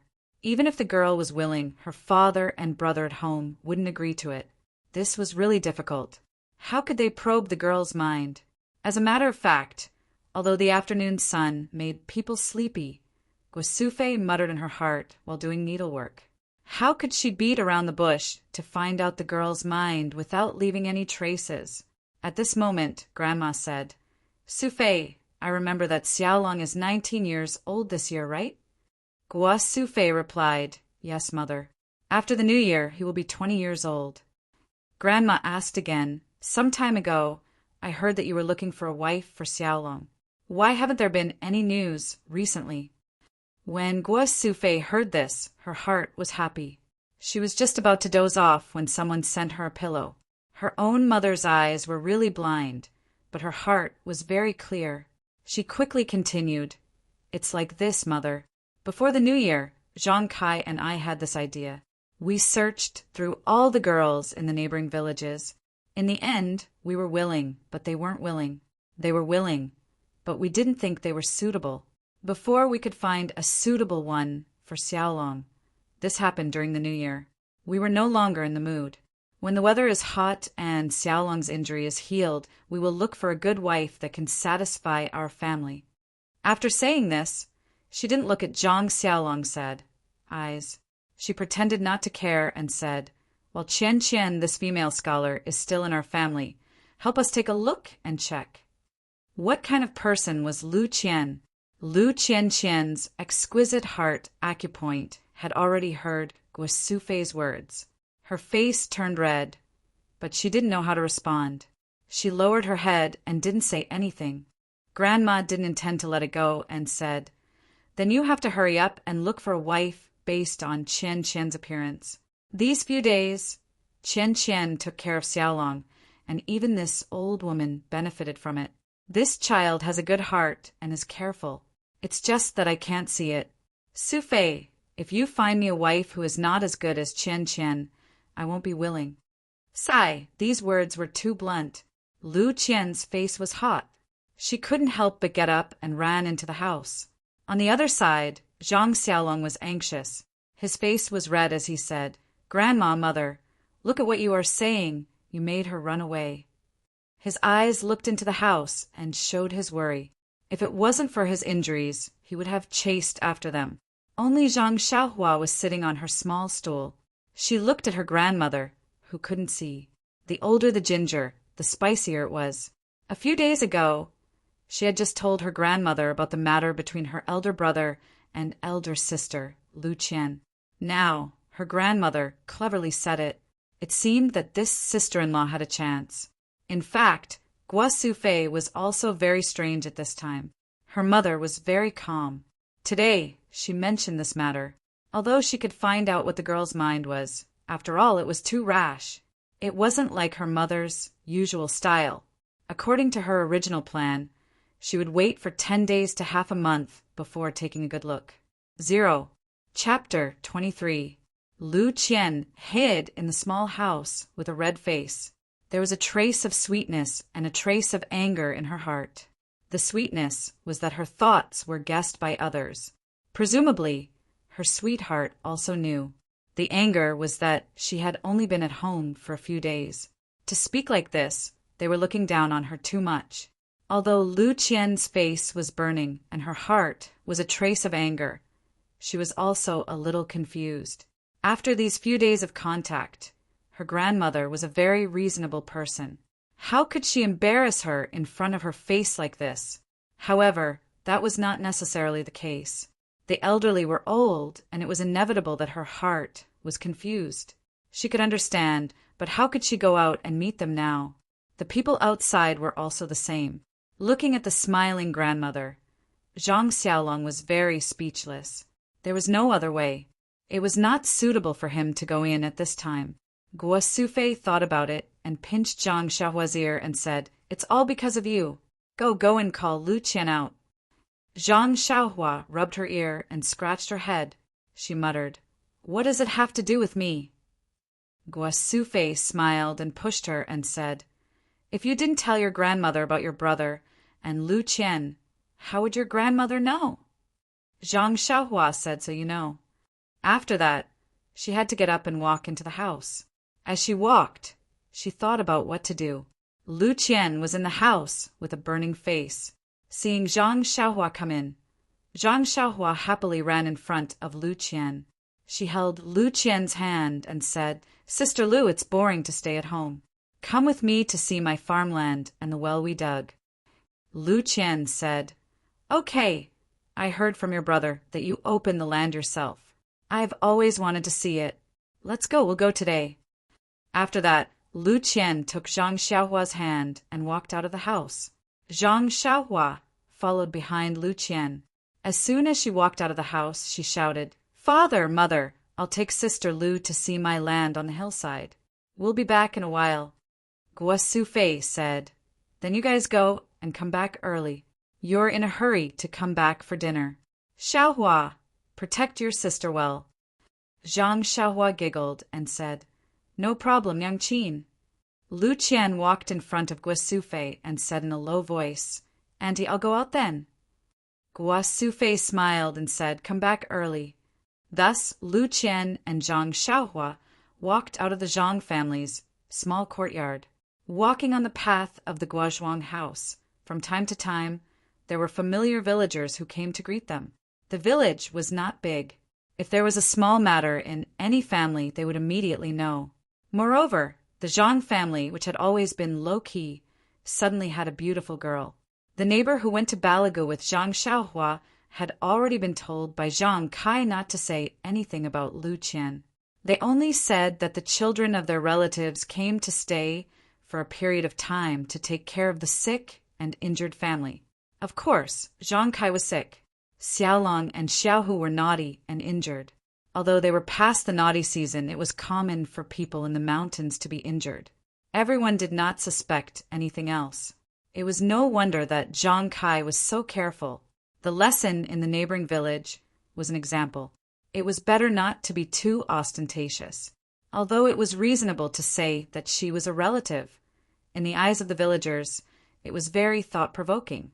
A girl who was prettier than all the other girls in the village came to serve Zhang Xiaolong. All of this could only mean that everyone knew a secret. It was just that no one said it out loud. Looking at Lu Qian, the way they greeted Lu Qian was ambiguous. Originally, Lu Qian came out to escape the awkwardness. In the end, the small path in the village was even more awkward. Fortunately, the path was not too long. Soon, they reached the small bridge. Lu Qian liked the stream very much. She liked the stream to flow further and further away. She asked Zhang Xiaohua, "Xiaohua, when you went to Balagu, did you see the stream in our village?" Zhang Xiaohua scratched her head and said, "I didn't pay attention. At that time, I was thinking about how to find your house. I didn't have the heart to look at anything else." Lu Qian smiled and said, "The river in Balagu is much bigger than the one in your village. There is also a lot of land by the river. Even my family has a medium-sized piece of land by the river. It's a pity that no one in my family cultivates it, so we rented it to someone else. Zhang Xiaohua said it's a pity. If my family had this piece of land, we wouldn't have to open up a wasteland on the slope. As they spoke, they crossed the bridge. A winding path led up the slope. It was not a real path. As the saying goes, there are many people walking on it. This path appeared on the flat ground of the slope. Lu Qian walked lightly on this path. Her elegant demeanor was like a dancing, musical note. Zhang Xiaohua could not help but praise. Sister Lu, you walk so beautifully. Lu Qian smiled and replied, You little rascal, why aren't you walking? Under the winter sun, the slope was filled with a rare warmth. Along the way, the two of them did not feel cold or bleak. Instead, there was the smell of spring. The newly opened farmland on the slope was lying there alone. Its owner had not come to see it for a long time. It was still the same. Lu Qian looked and said in surprise, Xiaohua, did you open this by yourself? It's a huge piece of land. Zhang Xiaohua raised her head and said proudly, That's right, Sister Lu.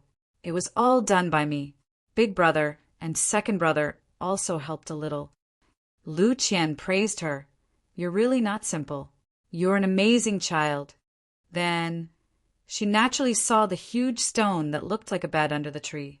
She asked in surprise, This kind of stone is rare. It's so neat. It's actually so big. It's also rare to see it in the mountains where we come from.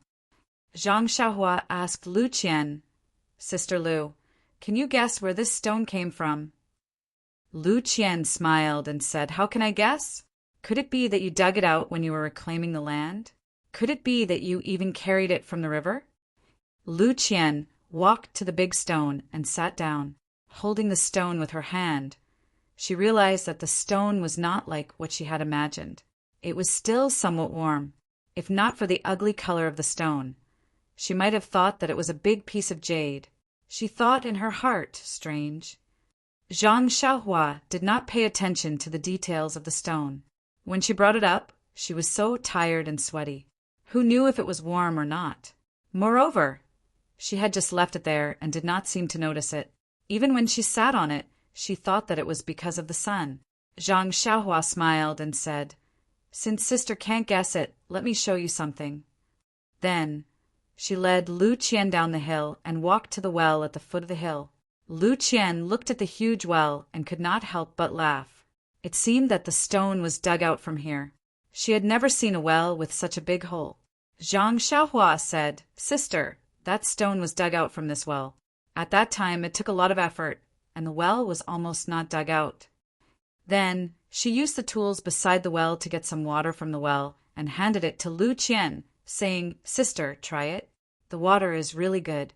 It's sweeter than the water in the river. Lu Qian took it and took a small sip. She raised her eyebrows. Xiaohua was right. The water was really sweet. It was much better than the spring water she used to get from the hill.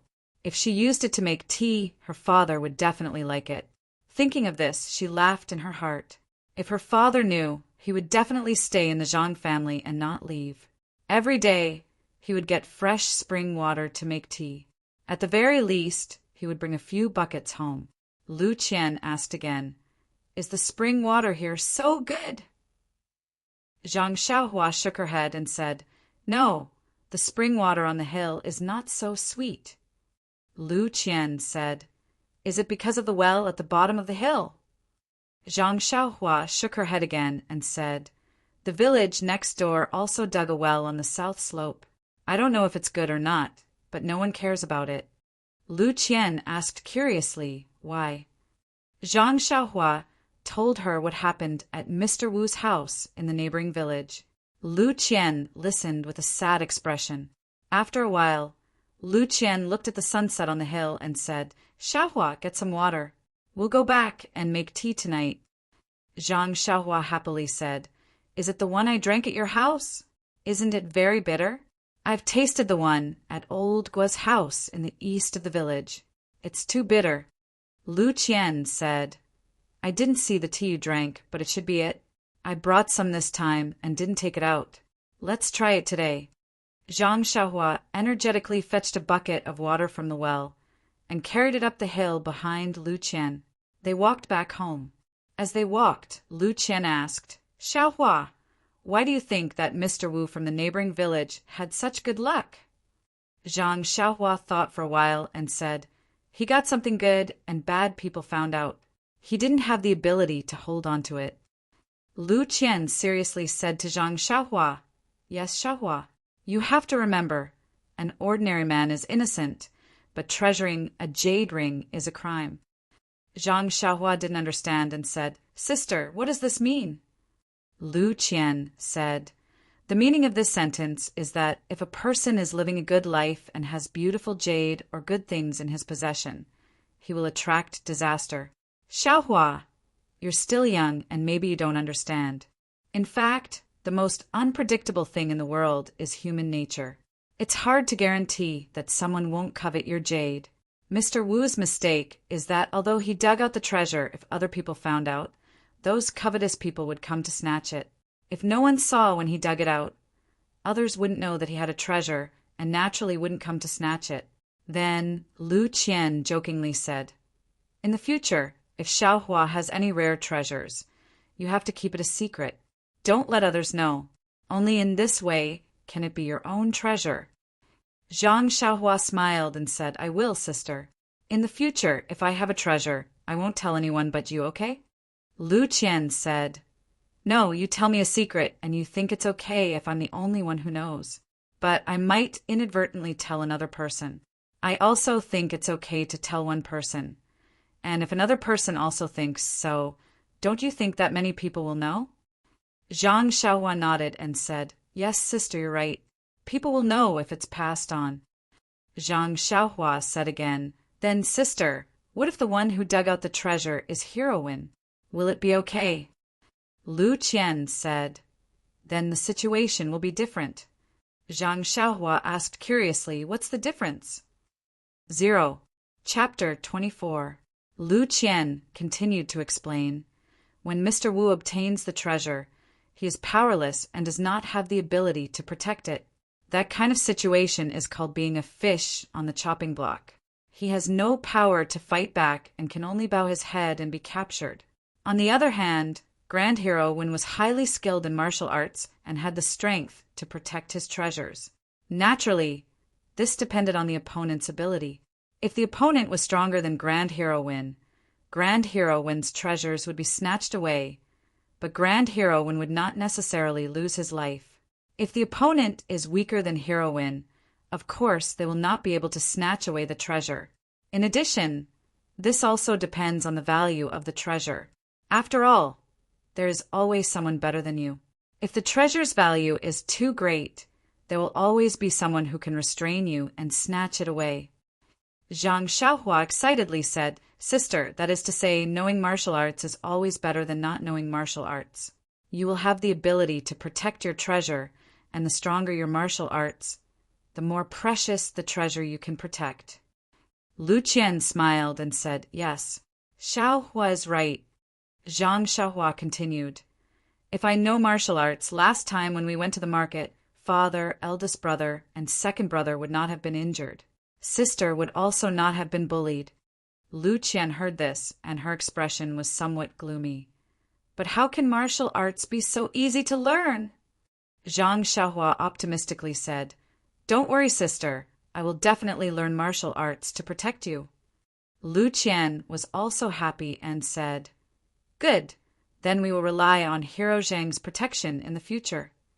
Then she continued, sometimes martial arts are like treasures. You can't tell all your secrets to others. It is necessary to leave some for last to protect your life. Zhang Xiaohua thoughtfully thought for a while and said, sister is really amazing. How do you know so much? Lu Qian said, these are all written in books. Once you read more, you will naturally understand. Little Blossom can read more books in the future and will know more. Moreover, what is the use of knowing more? In the face of absolute power, everything is just paper. Perhaps Lu Qian didn't care.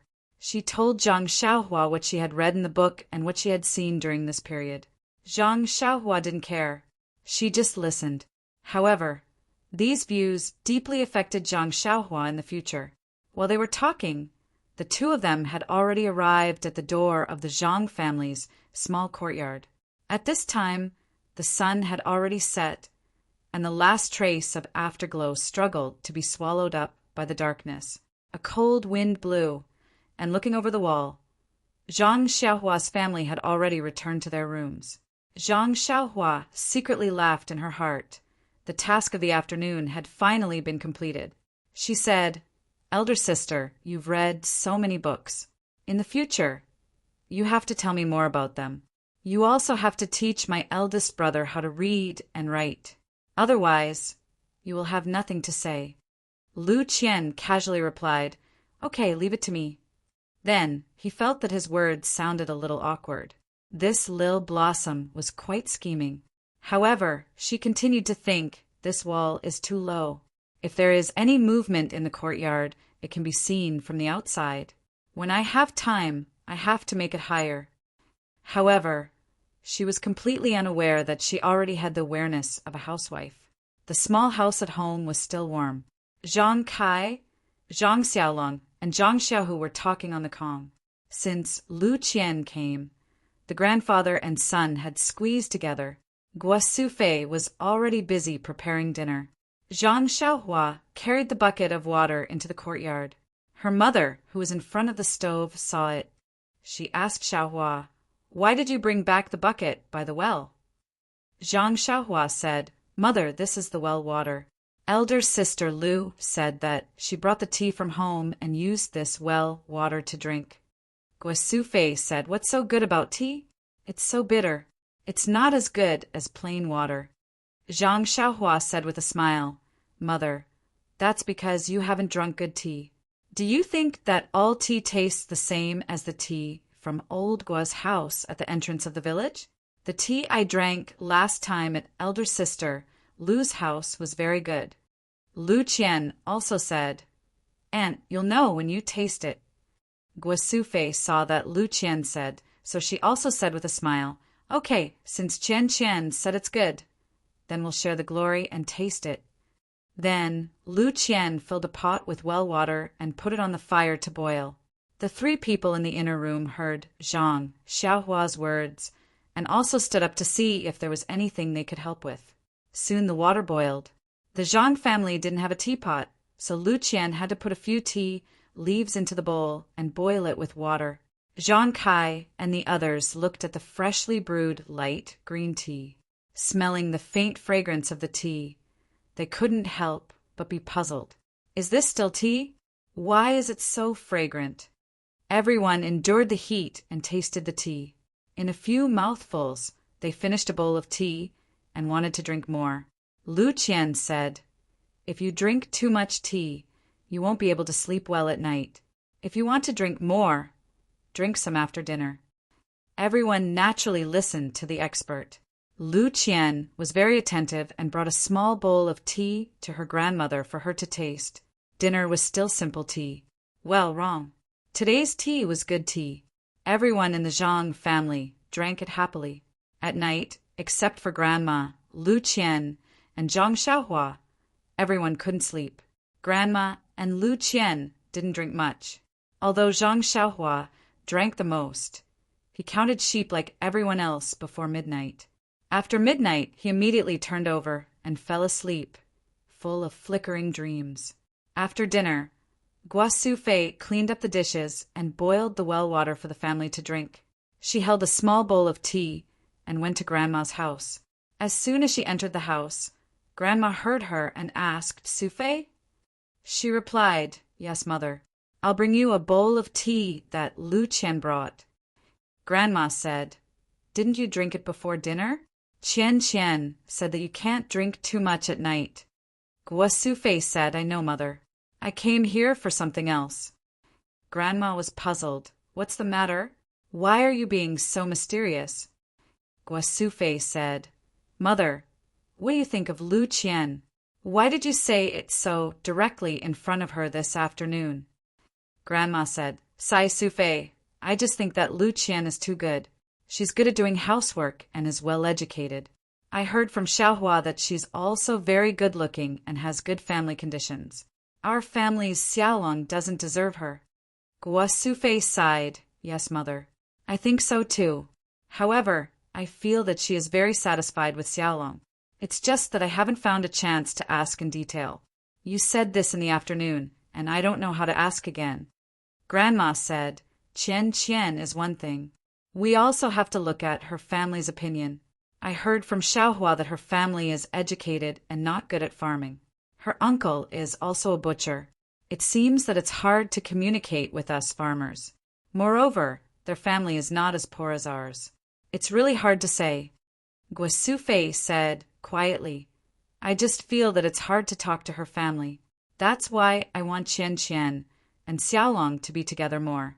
After a long time, when they have feelings for each other, it may be good for us. Grandma was silent for a while. She sighed deeply and said, Sufei, it's not that I don't know what you mean. However, I feel that my body is getting worse and worse. Many times at night, I've dreamed that your father came to find me and asked me to go down to accompany him. I feel that I don't have much time left.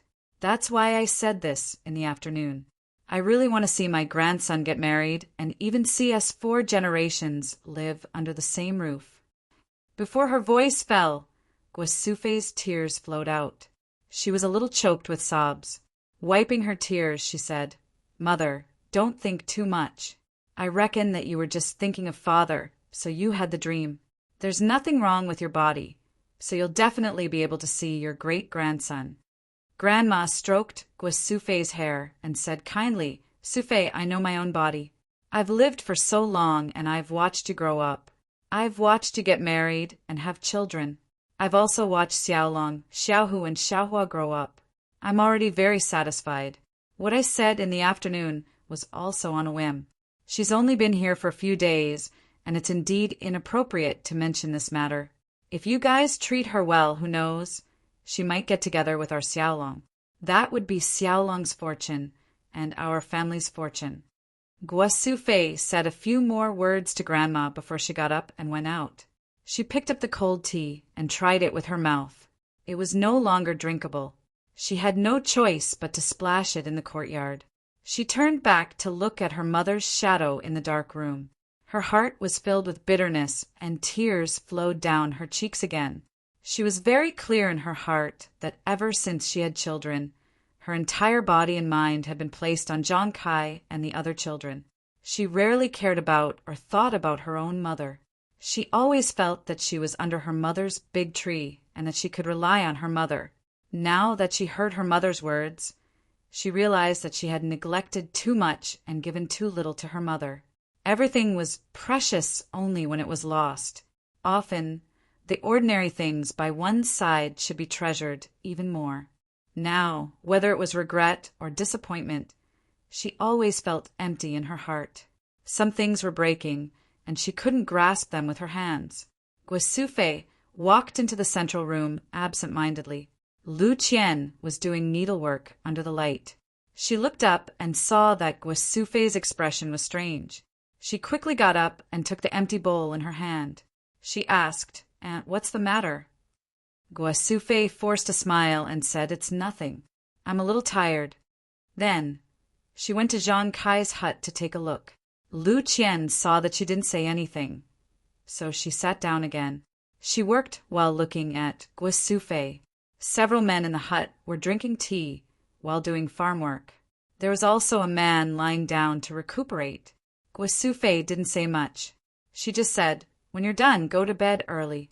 Xiaohua, take care of your grandmother at night. Everyone responded, Okay. They didn't look up. Guo Sufei didn't care. She lowered her head and went straight back to her hut. She didn't do needlework in the central room. Lu Qian was even more surprised. She didn't know what happened over there. Since Guo Sufei didn't say anything, she couldn't force her to ask. When it was late at night, everyone cleaned up and went to bed. Lu Qian returned to her hut. The light in the hut was still on. Guo Sufei had already fallen asleep. Lu Qian blew out the oil lamp and lay down. 0. Chapter 25. Lu Qian laid down with her clothes on. She could not fall asleep in the dark. Usually, it was Guo Sufei who tidied up the house and was the last one to go to sleep. Tonight, she lay on the Kong early and did not get up to settle the others down. The other men did not notice these details, but Lu Qian took it to heart, especially when she saw the strange expression on her grandmother's face after returning to the house. It made Lu Qian even more suspicious. However, this was the Zhang family's matter after all. As an outsider, Lu Qian was not in a position to ask, so she could only keep it in her heart. In the dark, Guo Sufei also tossed and turned, occasionally sobbing. After a long time, Guo Sufei's mood calmed down. She asked softly, "Qian, you haven't slept yet, right?" Lu Qian said carefully, "I haven't fallen asleep yet, Auntie." Guo Sufei sighed and said apologetically, "Alas, there are some things that make my heart uncomfortable. I've made a fool of myself." Lu Qian smiled apologetically and said, "Auntie, who doesn't encounter troublesome things? It's nothing." There was another moment of silence. Guo Sufei continued to say, "Qian, when did your mother leave you?" Lu Qian thought for a while and said, "I heard from my father that when I was 4 years old, she contracted a very serious disease. She had sought treatment several times, but it did not work. When my mother left, I did not have any impression." Guo Sufei said, "It may be a kind of happiness to not have any impression. You don't have to miss her all the time." Lu Qian said, "Yes, Auntie's words are very reasonable. My impression of my mother was told to me by my father. I heard from my father that my mother's family was very rich. At that time, my father's family was not well, but my mother was moved by my father's knowledge. My grandfather and grandmother were against it and firmly disagreed. In order to be with my father, my mother resolutely left home and cut off contact with my parents. Alas, my grandfather was also heartless. Until now, I still don't know where they are and have never come to see us. Father is very knowledgeable, but he doesn't like government affairs and disdains the intrigue of the officialdom. That's why he didn't leave home and lived in the mountain village, teaching for a living. Mother also lived there." After pausing for a moment, Lu Qian continued, "Mother's body was weak to begin with, and the doctor told her that it was best for her not to have a child. However, for the sake of father, Mother still gave birth to my brother. At that time, her vitality was greatly damaged, and she only recovered after many years of recuperation. When she was pregnant with me, Father also advised Mother, fearing that something might happen to her. However, Mother said that since she had a child, it was a gift from the heavens, and she was willing to give up everything for the child. When she gave birth to me, everything went smoothly, but Mother's body collapsed, and she was in a terrible state until she passed away." At this point, Lu Qian's voice was choked with sobs. Guo Sufei comforted her and said, "Qian, when you become a mother in the future, you will know that a child is everything in a mother's heart. If she can do 10% for her child, a mother will definitely not do 9%. Although you are still in Mother's stomach, everything about you has already been branded in Mother's heart. She will definitely not think about her own body and not want you. She will think about you early on and bring you safely into this world." Lu Qian said, "That's right, Auntie. Sometimes I'm very grateful to my mother in my heart. Although I really only have a vague impression of my mother, she was not only able to escape the shackles of the family for her own happiness, she was also able to sacrifice her life for her child. Sometimes when I think about it, a mother's love is so ordinary and great. Moreover, Annie, I haven't been here for long, but I especially like the harmonious atmosphere in your family. When I see how Xiaohua and the rest rely on you, I am also very envious." Guo Sufei said, "Qian, I can't compare to your mother. I have lived in this small mountain village since I was young and didn't learn to read. I can't compare to your mother who read a lot of books and know a lot of things.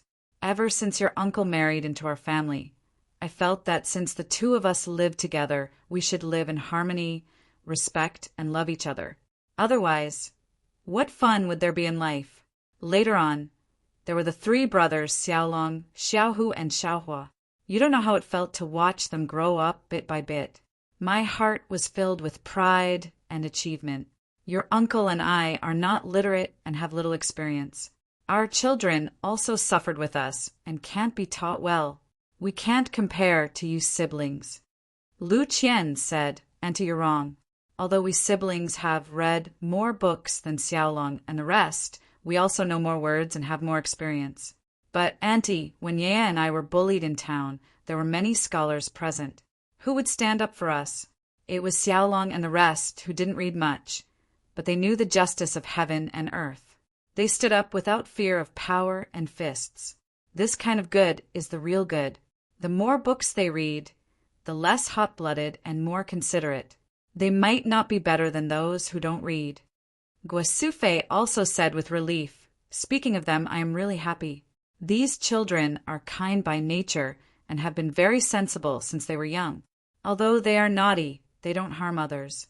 They also know their family situation and have never caused trouble for us.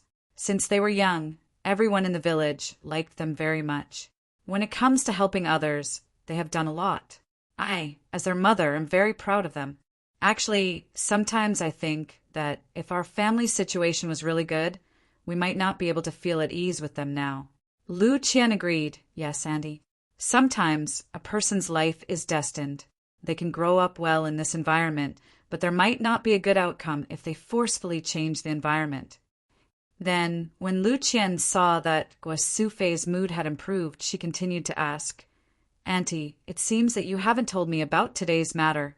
It's not good to keep things to yourself. It's good for your health to talk about it." Guosufei forced a smile and said, "Look at me. When it comes to children, I digress. I really miss children a lot in my life." Lu Qian did not reply. Guosufei continued, "As a mother, I miss my children.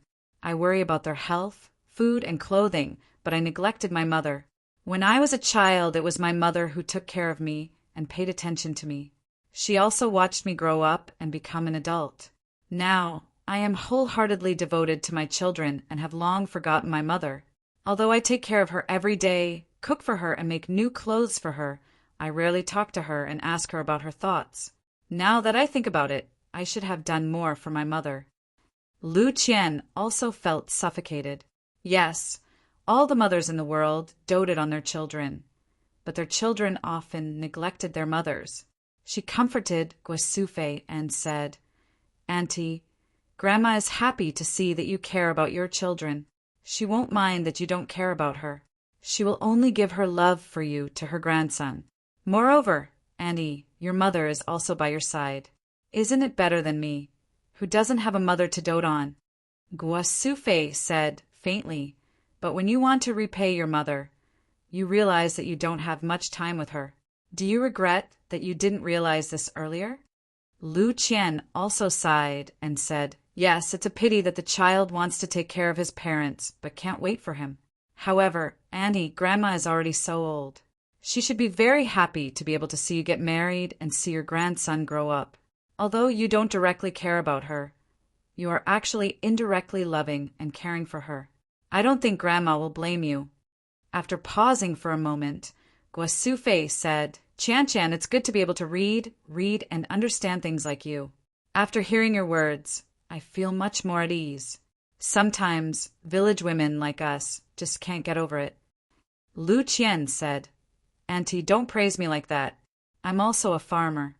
Guosufei said, Qian, don't be modest. At least I know that there are no children as smart as you in the surrounding villages, and 8 villages. That's right. The words Grandma said to you in the afternoon were rude. Don't mind it." Lu Qian said, "I won't, Annie." Guosufei was quiet for a while and finally said, Qian, but then again, this is also her last wish. Moreover, our family likes you very much. I have always wanted to ask your thoughts. Since we have said so much today, I won't care too much. What do you think of Xiaolong?" This time, it was Lu Qian's turn to be quiet. Lu Qian didn't know how to answer in her heart. Logically speaking, She was very satisfied with Xiaolong, but after all, it was still a short time. These few days of interaction couldn't let her see a person's nature clearly. However, if fate brought them together, they wouldn't know each other. Sometimes, fate was a very difficult thing to explain clearly. Just a few days of interaction could leave an unforgettable impression, and years of interaction might only leave behind friendship. It was the same for looking at a person. Sometimes it only needed a glance to understand a person. If you couldn't understand, even if you looked at thousands of times, it would only be a blur. As for her and Xiaolong's fate, from the hero saving the beauty to the beauty repaying him with her body, it was really a story passed down from generation to generation. But to bet her happiness on Zhang Xiaolong, just because of this, she naturally hesitated for a while. Grandma was very good to her, and the Zhang family was also very good to her. She also liked Zhang Xiaolong very much. She also liked this poor but warm and harmonious family. This family was also very much like her own family, full of respect and love. She was also willing to join this family and was also willing to fulfill her grandmother's last wish to see her leave this world with no regrets. However, all of this seemed too immature. Should she be given a period of time to ferment and ferment? Lu Qian hesitated and found it difficult to answer. After a long while, she said, "Auntie, it's too late today. Let's talk about it another day." Guo Fei also sighed softly and didn't speak anymore. In the small courtyard of the Zhang family, the moonlight was shining. How many people were sleeping soundly? 0.